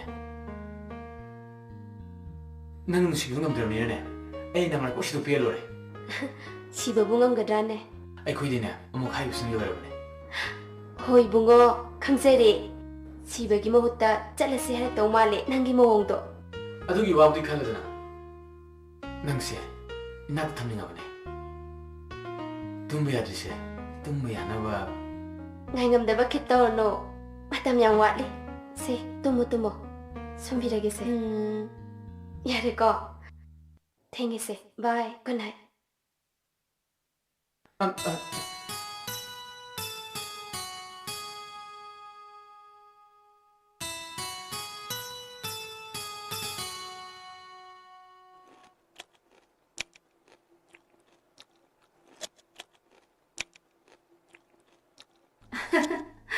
ꯁꯅꯥꯊꯣꯏ ꯂꯥꯛꯑꯣ ꯂꯥꯛꯑꯣ ꯅꯈꯣꯏ ꯄꯥꯕꯨꯡꯒꯤ ꯆꯥꯒꯟꯕꯁꯤꯗꯅꯦ ꯏꯆꯥꯒ ꯑꯃꯠꯇ ꯆꯥꯍꯧꯕ ꯐꯪꯉꯔꯣꯏ ꯂꯥꯛꯑꯣ ꯅꯪꯒꯤ ꯋꯥꯁꯤꯗꯤ ꯀꯩꯅꯣꯝ ꯌꯥꯎꯏꯅ ꯀꯩꯅꯣꯒ ꯌꯥꯎꯖꯗꯦꯀꯣ ꯈꯪꯅꯤꯗꯅ ꯑꯩ ꯁꯅꯥ ꯑꯃ ꯁꯥꯒꯦ ꯈꯜꯂꯝꯕꯅꯤ ꯁꯥꯔꯔꯣꯏ 이스 산하세 동네서 사갈 보니 라 너는 바꿔래 쏙 싸마 시대호에 이마 지나는 싸우세 쏙 너만 안 썼어 꼴라 그러 보니 뭐 봐. ꯄꯥꯎꯅꯤꯗꯤ ꯑꯩꯈꯣꯏꯁꯦ ꯈꯨꯠ ꯄꯥꯜꯂꯦ ꯈꯨꯠꯅ ꯂꯧꯔ ꯆꯥꯏꯁꯤꯅꯦ ꯁꯅꯥꯊꯣꯏ ꯈꯪꯒꯥꯎ ꯂꯩꯅꯤ ꯍꯥꯏꯕꯗꯣ ꯍꯥꯏꯔꯣꯗꯅ ꯄꯥꯕꯨꯡ ꯑꯩ ꯈꯪꯒꯥꯎ ꯑꯃ ꯂꯩꯅꯤꯡꯉꯦ ꯅꯪꯕꯨ ꯈꯪꯒꯥꯎ ꯑꯃꯠꯇ ꯐꯥꯎ ꯂꯩꯇ꯭ꯔꯕ꯭ꯔꯅꯦ ꯄꯥꯕꯨꯡ ꯍꯅꯨꯕꯤꯁꯤ ꯇꯧꯔꯗꯕꯅꯤ ꯑꯩ ꯁꯥꯎꯅꯤꯡꯉꯗꯤꯅꯦ ꯆꯥꯛ ꯑꯃ ꯆꯥꯖꯔꯣꯏꯀꯣ ꯍꯣꯏ ꯆꯔꯥ ꯍꯦꯟꯕꯗꯤ ꯋꯥꯕꯅꯦ ꯄꯤꯔꯅꯤꯀꯣ ꯍꯥꯏꯈ꯭ꯔꯣ ꯀꯩꯗꯧꯔꯒꯦ ꯑꯣ ꯄꯤꯔꯅꯤ ꯄꯤꯔꯅꯤ 이마 하오 누시그래다고 이자 누시버가 이제 아이디 호 누시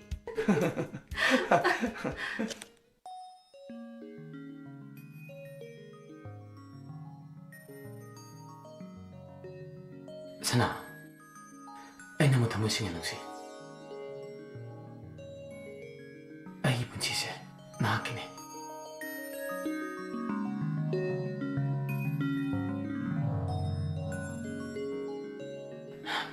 선아 넌 야우드나 아이 덤도 힘무는 뭐 아이 넌 누시비다 아이 분치세 그 덮으세요 보네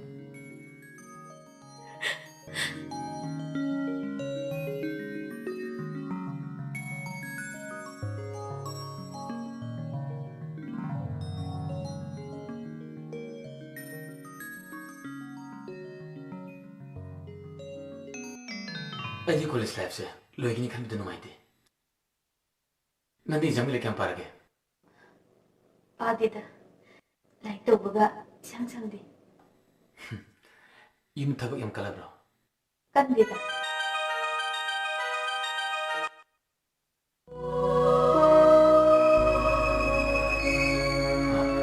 सना मैं थाउं जोगी को ले रो को ꯌꯦꯡꯉꯣ ꯃꯔꯨꯞ ꯑꯩꯒꯤ ꯄꯨꯟꯁꯤꯁꯦ ꯃꯍꯥꯛꯅ ꯄꯨꯔꯥ ꯍꯣꯡꯍꯟꯈꯤꯕꯅꯤ ꯑꯗꯨꯕꯨ ꯃꯍꯥꯛꯇꯤ ꯅꯨꯄꯥ ꯑꯃꯒ ꯃꯔꯤ ꯂꯩꯅꯔꯤ ꯑꯗꯨ ꯑꯣꯏꯔꯗꯤ ꯐꯨꯒꯥꯏꯔꯁꯤꯔꯣ ꯃꯗꯨ ꯌꯥꯗꯦ ꯊꯃꯣꯏꯅ ꯊꯃꯣꯏꯕꯨ ꯖꯣꯏ ꯇꯧꯍꯟꯕ ꯇꯥꯏ ꯃꯍꯥꯛ ꯑꯩꯕꯨ ꯅꯨꯡꯁꯤꯗꯕ ꯅꯠꯇꯦ ꯑꯗꯒꯤ ꯏꯇꯥ ꯈꯪꯇꯣꯛꯁꯤ ꯀꯩꯅꯣ ꯃꯔꯨꯞ ꯅꯨꯡꯁꯤꯕ ꯍꯥꯏꯕꯁꯤꯗꯤ ꯊꯃꯣꯏꯗꯅꯃꯛ ꯂꯦꯡꯗꯅ ꯂꯩꯒꯗꯧꯕꯅꯤ ꯃꯍꯥꯛꯅ ꯃꯤꯒꯤ ꯑꯣꯏꯈ꯭ꯔꯕꯁꯨ ꯀꯩꯁꯨ ꯀꯥꯏꯗꯦ ꯑꯁ ꯅꯪꯒꯤ ꯋꯥꯁꯤꯗꯤ ꯑꯩ ꯀꯣꯛ ꯂꯣꯏ ꯉꯥꯎꯔꯦ ꯑꯩꯁꯦ ꯅꯨꯡꯁꯤꯕ ꯀꯔꯤꯅꯣ ꯍꯥꯏꯕ ꯈꯪꯂꯝꯗꯦ ꯉꯁꯤꯗꯤ ꯅꯨꯡꯁꯤꯕ ꯀꯔꯤꯅꯣ ꯍꯥꯏꯕ ꯆꯞ ꯆꯥꯅ ꯈꯪꯂꯛꯂꯦ ꯅꯨꯡꯁꯤꯕ ꯍꯥꯏꯕꯁꯦ ꯊꯃꯣꯏ ꯈꯛꯀꯤ ꯑꯣꯏꯕ ꯃꯔꯤ ꯑꯗꯨꯅꯤ ꯅꯪ ꯉꯥꯎꯔꯦꯅꯤ ꯂꯥꯁꯇ ꯀꯕꯤ ꯁꯣꯏꯅ ꯑꯣꯏꯔꯅꯤ ꯑꯩꯕꯨ ꯀꯕꯤ ꯑꯣꯏꯕꯗ ꯃꯇꯤꯛ ꯆꯥꯔꯒꯗ꯭ꯔꯅꯦ ꯂꯦꯝꯊꯣꯏꯅ ꯃꯪꯂꯥꯟꯗ ꯂꯥꯛꯑꯒꯅꯦ ꯃꯩ ꯊꯛꯆꯅꯤ ꯃꯪꯂꯥꯟꯗꯇ ꯑꯣꯏꯔꯕꯁꯨ ꯃꯥꯒꯤ ꯁꯛꯇꯝꯗꯤ ꯑꯩꯅ ꯃꯤꯀꯨꯞ ꯑꯃꯠꯇ ꯀꯥꯡꯗꯅ ꯎꯗꯨꯅꯇ ꯂꯩ ꯚꯥꯏ ꯀꯥꯟꯅꯗꯦ ꯆꯠꯂꯁꯤ ꯂꯥꯛꯑꯣ ꯐꯔꯦ ꯆꯠꯂꯁꯤ ꯂꯥꯛꯑꯣ ꯆꯠꯁꯤꯀꯣ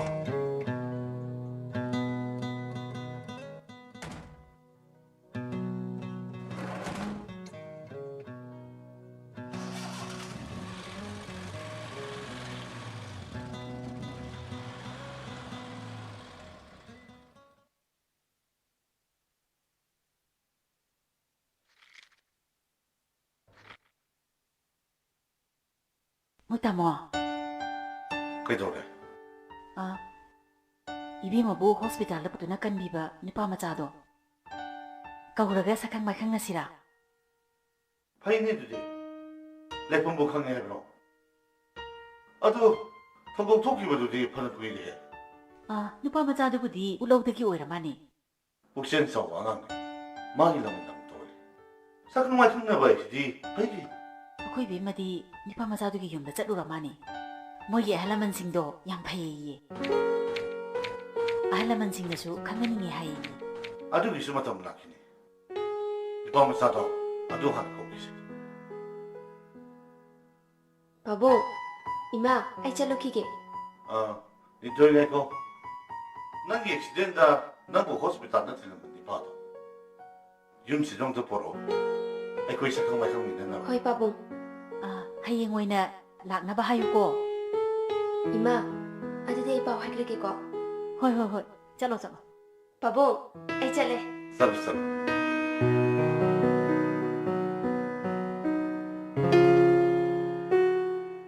ꯑꯩꯗꯤꯅꯦ ꯃꯣꯏ ꯇꯥꯃꯣ ꯑꯩꯈꯣꯏ ꯕꯦꯝꯃꯁꯤ ꯌꯦꯡꯉꯤꯒꯦ ꯍꯦꯛ ꯄꯦꯟꯕ ꯅꯥꯏꯗꯦ ꯑꯗꯨꯕꯨꯗꯤ ꯃꯃꯥꯏ ꯃꯆꯥꯅꯤꯗꯅ ꯃꯄꯥꯁꯨ ꯐꯖꯔꯤꯁꯤꯗꯤ ꯍꯌꯦꯡꯁꯦ ꯁꯣꯏꯔꯣꯏ ꯑꯃꯨꯛꯇ ꯍꯥꯏꯌꯣ ꯂꯥꯛꯄꯤ ꯀꯥꯏꯗ ꯌꯥꯝ ꯏꯀꯥꯏ ꯊꯤꯕꯩ ꯋꯥꯅꯤꯅꯦ ꯑꯗꯨ ꯋꯥꯟꯊꯤ ꯅꯪꯅ ꯐꯔꯝ ꯈꯨꯝꯃꯨ ꯏꯀꯥꯏꯕ ꯇꯁꯦꯡꯅ ꯏꯀꯥꯏꯔꯦ ꯇꯁꯦꯡꯅ ꯂꯥꯛꯑꯔꯣꯏ ꯑꯩ ꯂꯥꯛꯑꯔꯣꯏ ꯁꯦ ꯑꯗꯨꯗꯤ ꯑꯩꯉꯣꯟꯗ ꯋꯥꯁꯛꯑꯣ ꯑꯩꯕꯨ ꯅꯨꯡꯁꯤꯗꯦ ꯍꯥꯏꯅ ꯋꯥꯁꯛꯑꯣ ꯃꯦꯝꯊꯣꯏ 하요. 아이고 놈시대 하냐 와서. 세. 아이고 놈시대 하요.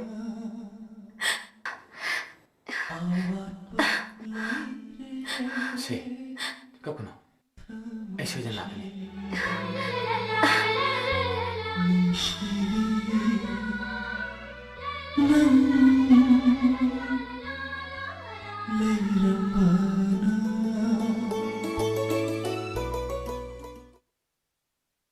Hai.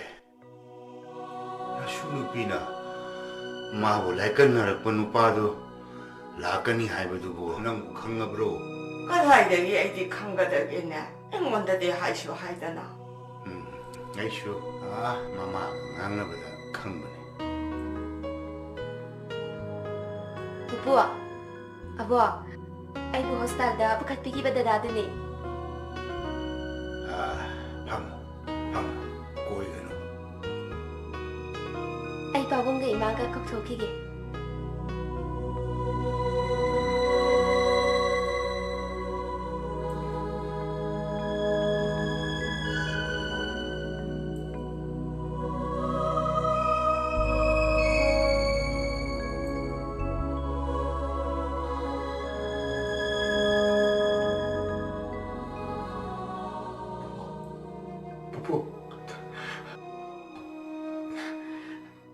이슈는 보복 가오버세 보복 타모시 오봉감디 보복 끝이네 나무 거다이들 레이버게 마치게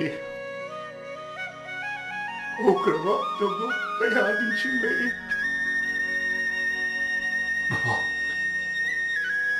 뽀뽀 아이들 뭐고 몰래지대 아시는 소리 되겠고 보복 끝이네 나무 거다이들 레이버게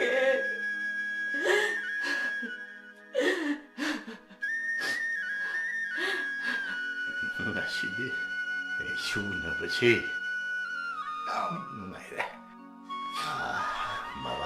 마마가디 그리 원하리 바바디 오피스 타고 안 빠이 이마디 이음에 숨래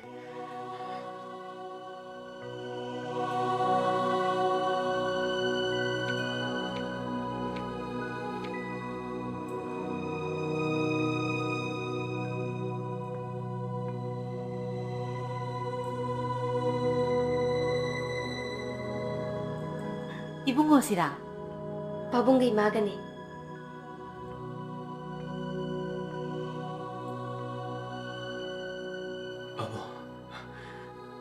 이마 이봉아 난 같은 것이 얌능하네 난기 복습 싸웠다 보이고 이빨 타거든 아버 이봉목이 이마 바바기 있니까 सरकारी थपक तो बोलो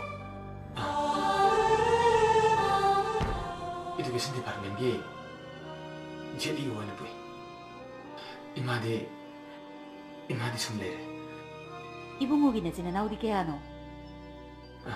अई तो अंतने 붕어 मरक तेला 오고 होई मा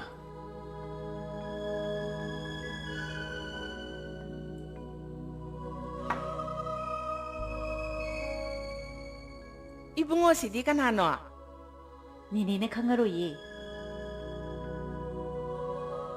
니네 아이 올라오다기네 네네 아이부 독터다 부카피두나 라행비바 다다두니 이붕어시 오이래야 까야다 마군 레이리바노네세 이비 아이나보 굴 레이레 하이라바 소이드레 아이기 슈세 굴 레이라바네 굴 레이라바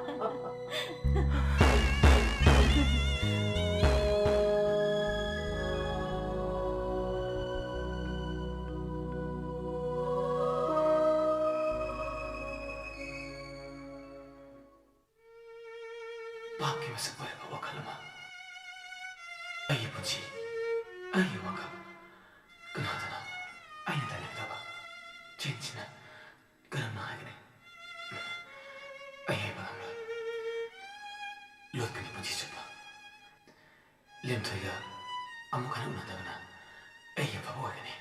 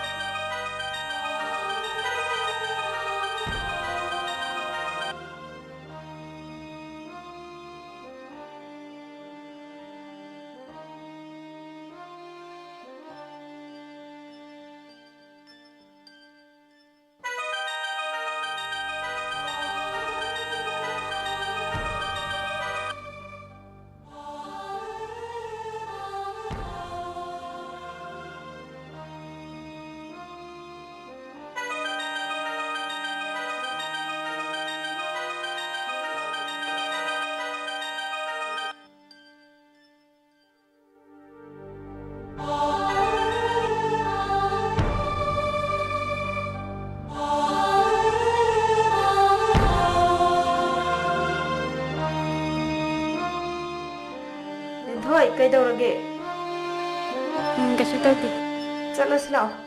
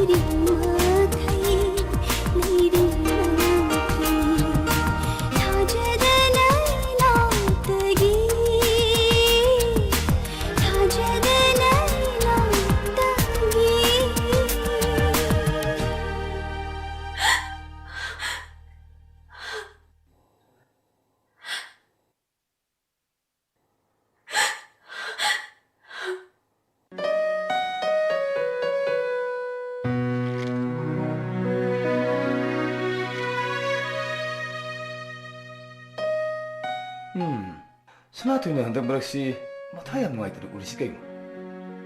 Ay sukhali ba ni? Hangu ba su takti? Mama na basing na wahai siya bayaw jala. Madumag sumante. Charot na ba ni na nung sinungi wairang gadra khangde? Ay sumagi mawong sida yamna nungaitra ba ni? Nungaiti ay ito na tumina laytuwadi apaba oiwe ko. Moy pabunaw da hangbigera. Ay na hangabadi kumakta ba siya? Nang na temaga khangdaba hunagadabre. Matay nungaiti ito na mohon khangsabadi apaba oiwe.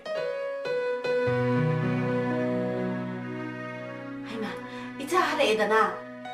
Lao, imana sagum sem dana laira ba ni? Ima, ay tanong po. Ima ka pabang tabiru. Ay kon talaga ima.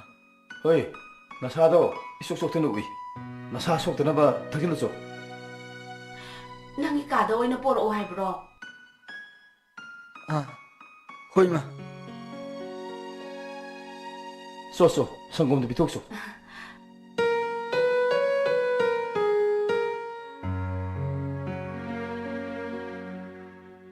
Lentoy nang laira.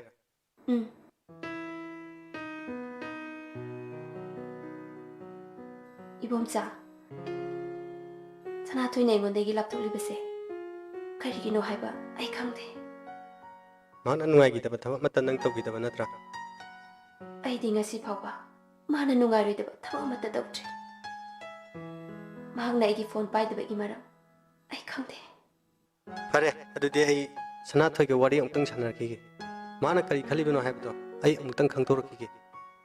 Ado magang taunanaba nangna khara sinbiyo. Adudi ay sumung chatlage. Fare.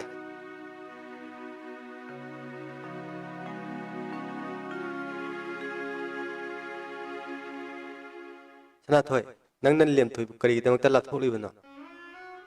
Kistodida. Nang aingon walot kanune. Lem toy na thawai nungai tana kap tuna ngon wari kyam sai. Ai nungai te. Nang mo na wa amadi haiba fai. Ay mo na wa amda hairo. Haning hesano. Madu yaroi. Lem toy ga nang una daba yaroi ne. Lem toy na thamu shok na lebdo nang yeng mangam ngodra. Bomsa. Into you out rokono. Otobo wim saji. Nangi thamu singa ye. Mane. Ay sukangi. Nang una siadrabadi thawai phabo thatokane haiwe. Sanatoy. Nang lem toy bo ongtang di una daba yade. Nang wakan munong dadi khalo. Fare. Ai chalage.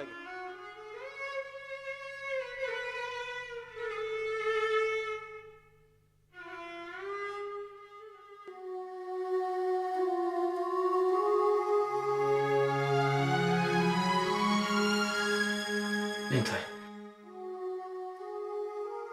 Aingonda makhatana wai ama phawba hainingdrabra. Khomo aingondegi laptokliba karigina. Ai kari rano. Lentoy.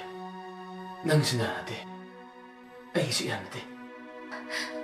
Hayo adudi nungsinaba habise kari. Nungsinaraga laptoknabra. Mane.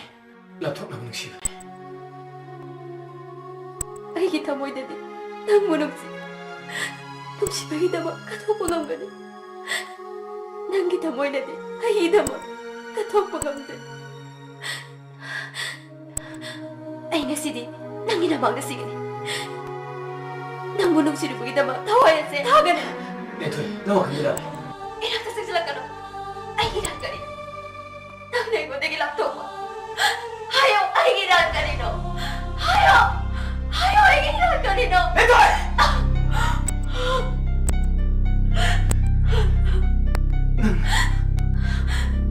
Nang ay gijane. Nang ay gijane. Nang ising mungamba. Naki yungi. Ite kumun gane ba activido.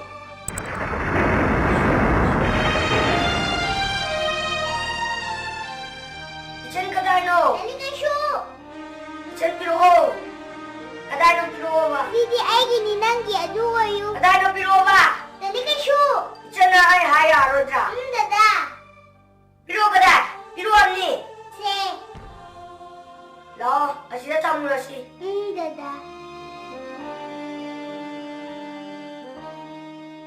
TV ꯑꯅꯤꯁꯦ ꯍꯦꯡꯒꯔꯁꯤꯗ ꯊꯝꯃꯁꯤꯀꯣ. ꯃꯇꯨꯡꯗ ꯄꯥꯔꯁꯤꯀꯣ. ꯗꯥꯗꯥ. ꯂꯥꯛꯑꯣ ꯂꯥꯏꯔꯤꯛ ꯄꯥꯔꯣꯁꯤ ꯂꯥꯛꯑꯣ.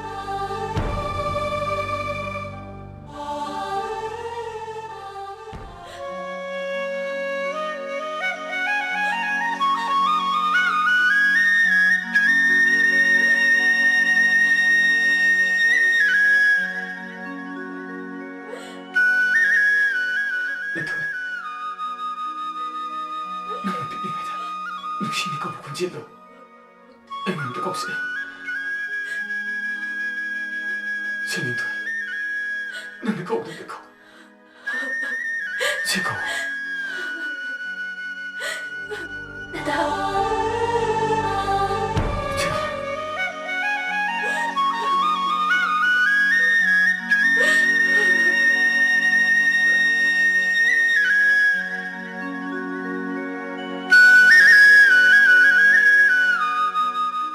ꯑꯩ ꯋꯥꯐꯝꯁꯤ ꯀꯔꯝꯅ ꯍꯧꯗꯣꯛꯀꯗꯧꯕꯅꯣ? ꯀꯥꯏꯗꯦ ꯍꯥꯏꯅꯤꯡꯕꯗꯣ ꯍꯦꯛꯇ ꯍꯥꯏꯕꯤꯌꯨ. ꯁꯅꯥꯊꯣꯏꯒꯤ ꯃꯇꯥꯡꯗ ꯋꯥꯔꯤ ꯑꯃꯇ ꯇꯧꯖꯒꯦ. ꯌꯥꯅꯤ ꯍꯦꯛꯇ ꯍꯥꯏꯕꯤꯌꯨ. ꯁꯅꯥꯊꯣꯏꯁꯤꯕꯨ ꯃꯇꯧ ꯀꯔꯝꯅ? ꯋꯥꯐꯝꯁꯤ ꯂꯥꯟꯅ ꯈꯟꯕꯤꯒꯅꯤ. ꯃꯣꯏ ꯕꯥꯕꯣ. ꯑꯩꯒꯤ ꯊꯃꯣꯏꯁꯤ ꯄꯦꯟꯅꯔꯕ ꯑꯃꯨꯛꯇꯗꯤ. ꯋꯥꯔꯤꯁꯦ ꯑꯩꯒꯤ ꯏꯆꯦꯁꯤꯅ ꯄꯟꯅꯤꯡꯗꯦ. ꯊꯃꯣꯏ ꯌꯥꯝ ꯁꯣꯛꯄ ꯋꯥꯔꯤꯅꯤ. ꯑꯩꯒꯤ ꯈꯧꯔꯥꯡꯕꯁꯤ ꯑꯃꯨꯛꯇꯗꯤ. ꯅꯣꯡꯃ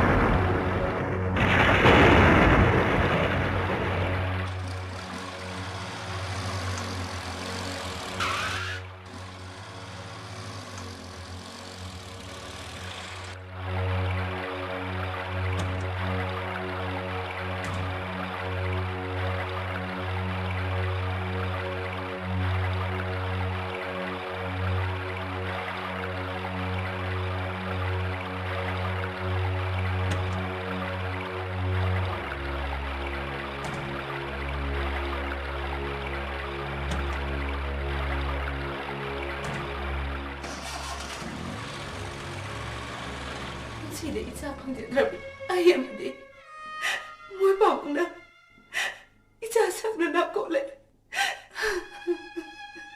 ꯑꯩꯒꯤ ꯏꯆꯥꯒꯤ ꯃꯔꯥꯏꯕꯛꯁꯤ ꯀꯌꯥꯗ ꯐꯈ꯭ꯔꯕ. ꯉꯁꯤ ꯄꯨꯛꯆꯦꯜ ꯆꯥꯎꯔꯕ ꯁꯥꯍꯦꯕ ꯑꯃꯗꯤ ꯃꯦꯝ ꯁꯥꯍꯦꯕꯅ ꯑꯋꯥꯠꯄ ꯑꯃꯠꯇ ꯂꯩꯇꯅ ꯍꯣꯠꯅꯕꯤꯔꯤ. ꯑꯩꯅ ꯏꯆꯥꯕꯨ nati isa sanatoy mamagi tanumdegi laptop ngamboy isagi saktam udana ai leiba ngamboy ꯑꯩꯅ ꯀꯨꯝꯒꯗꯧꯔꯤꯕꯁꯤꯅ ꯀꯔꯤꯅꯣ? moy babo ai isa sanatoy tadokpa ngamboy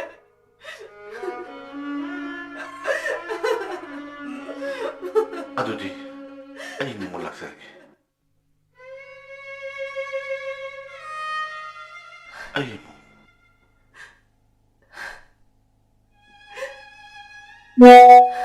ꯂꯩꯖꯍꯧꯔꯒꯦ.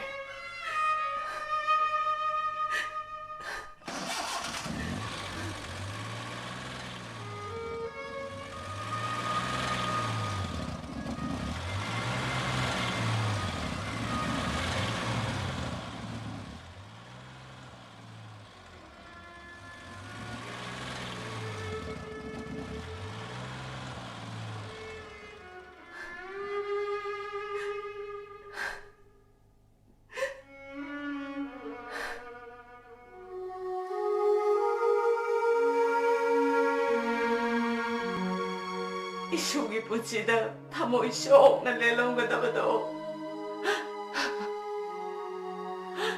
ꯌꯨꯝꯁꯤꯗ ꯃꯥꯅ ꯂꯥꯛꯂꯒ ꯊꯃꯣꯏ ꯁꯣꯛꯅ ꯀꯞꯄꯝꯕꯗꯣ ꯑꯄꯥꯡꯕꯤ ꯃꯃꯧ ꯑꯣꯏꯅ ꯏꯁꯨꯅꯤ ꯈꯪꯍꯧꯗ꯭ꯔꯦ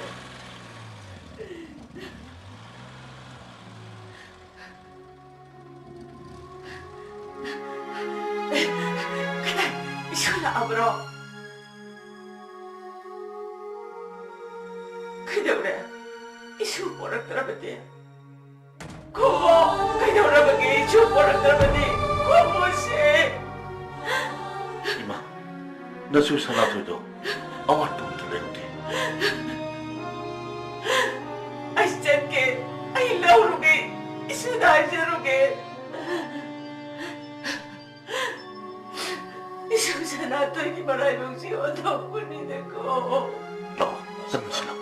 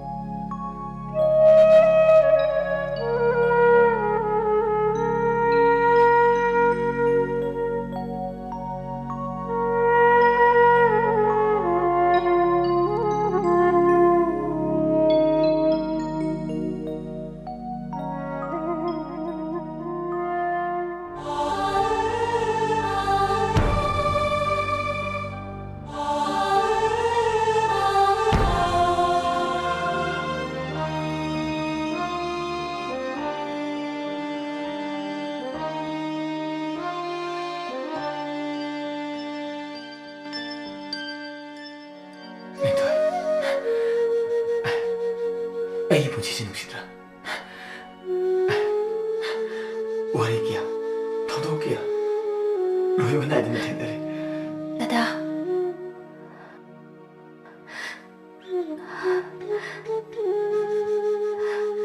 ꯂꯦꯟꯊꯣꯏ ꯑꯩ ꯄꯣꯛꯄ ꯏꯃꯥꯗꯣ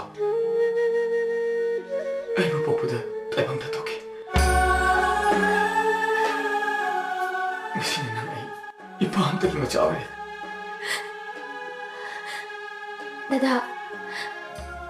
ꯗꯗꯥꯕꯨ ꯑꯩꯒꯤ ꯏꯕꯨꯡꯉꯣꯏꯅ ꯐꯪꯖꯕ ꯑꯩꯒꯤ ꯂꯥꯏꯕꯛ ꯐꯕꯅꯤ ꯍꯥꯏꯌꯣ ꯗꯗꯥ ꯅꯪ ꯑꯩꯈꯣꯏꯗ ꯂꯥꯛꯑꯔꯣꯏꯗ꯭ꯔꯥ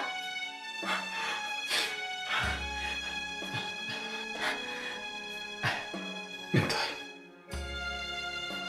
ꯅꯨꯡꯁꯤꯒꯤ ꯆꯦꯠꯂꯕ ꯊꯧꯔꯤꯅ ꯑꯩꯒꯤ ꯊꯃꯣꯏꯁꯦ ꯄꯨꯟꯈ꯭ꯔꯦ ꯑꯩꯒꯤ ꯏꯃꯥ ꯕꯕꯥ ꯀꯌꯥꯗ ꯄꯨꯛꯆꯦꯜ ꯆꯥꯎꯈ꯭ꯔꯕ ꯑꯃꯔꯣꯝꯗ ꯏꯆꯜꯒꯤ ꯅꯥꯛꯇ ꯂꯩꯅꯤꯡꯉꯤ ꯄꯨꯄꯨ ꯕꯣꯕꯣꯛꯀꯤ ꯅꯥꯛꯇ ꯑꯣꯏꯅ ꯆꯠꯅꯤꯡꯉꯤ ꯗꯗꯥ ꯅꯪ ꯀꯞꯀꯅꯨ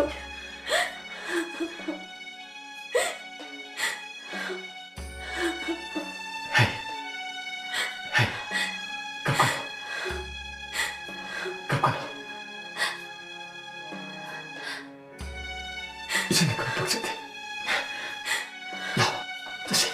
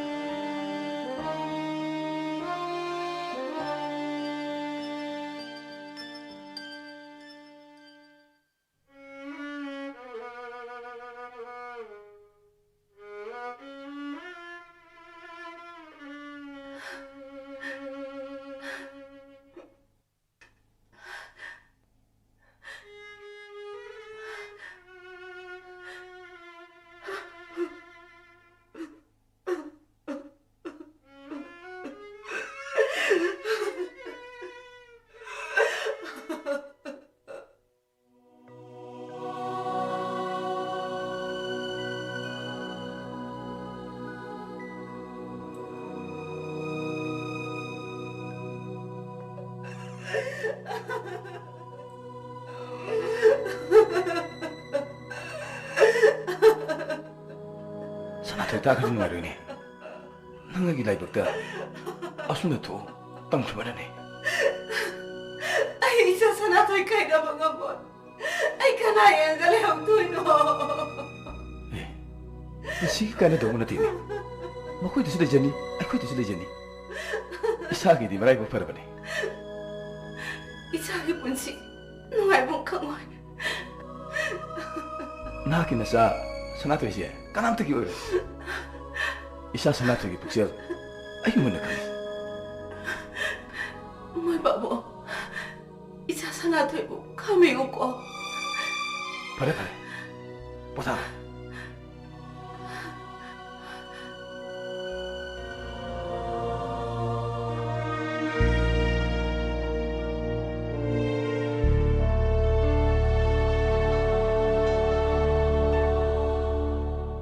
Imagi Sanathoi.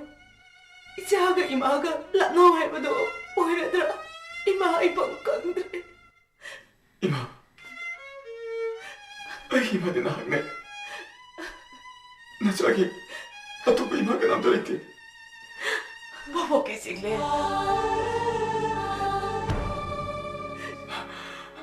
Bobo. Na suwi ima de.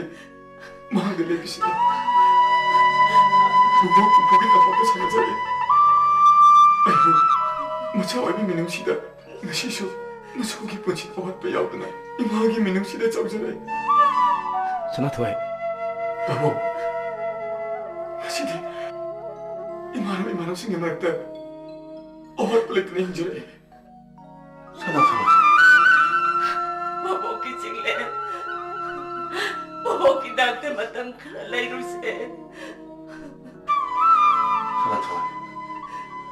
How could wali kya senda khang lo bawa tumuji. Amu tadi potalo. Babo ki sigle. Labu chachlo. Babo ne nambu labu labu ne. Labu. Babo ka jala che. Imagi Sanathoi. Chalo. Babo ki tumin ka. Babo ka jala che.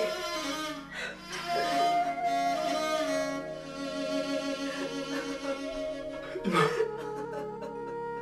Na chau ta ko na. Imagi Sanathoi. Imamu kaya imagi tamoy ko. Imagi Sanathoi. Babo ki sigle. Isugi tamoy di babo na kange. Isudi unamaki mazane. Unamaki masune.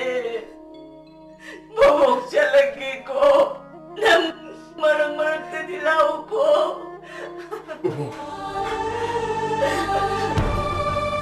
Sila oi ma. Bobok siya lagi ko.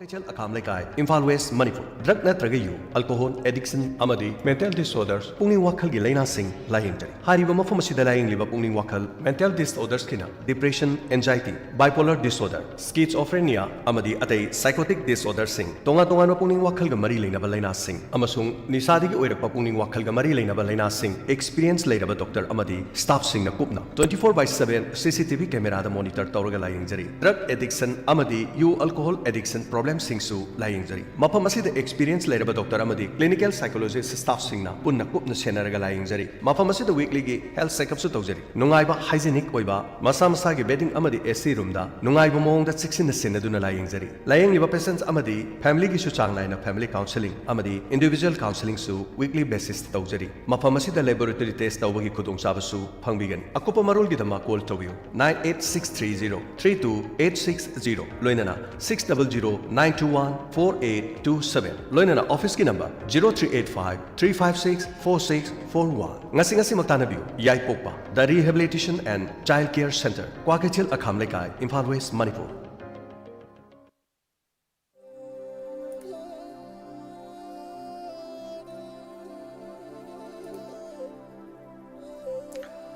ममक्तदा ngasiगी pungningi warol thoromideng tabiri bisingu jem chagur jamna taram lok chobolo nani kongno no khurumjari ngasigi pungningi warol gi tamok season azari ba number se 907772820001 screen da lejare loina na ngasigi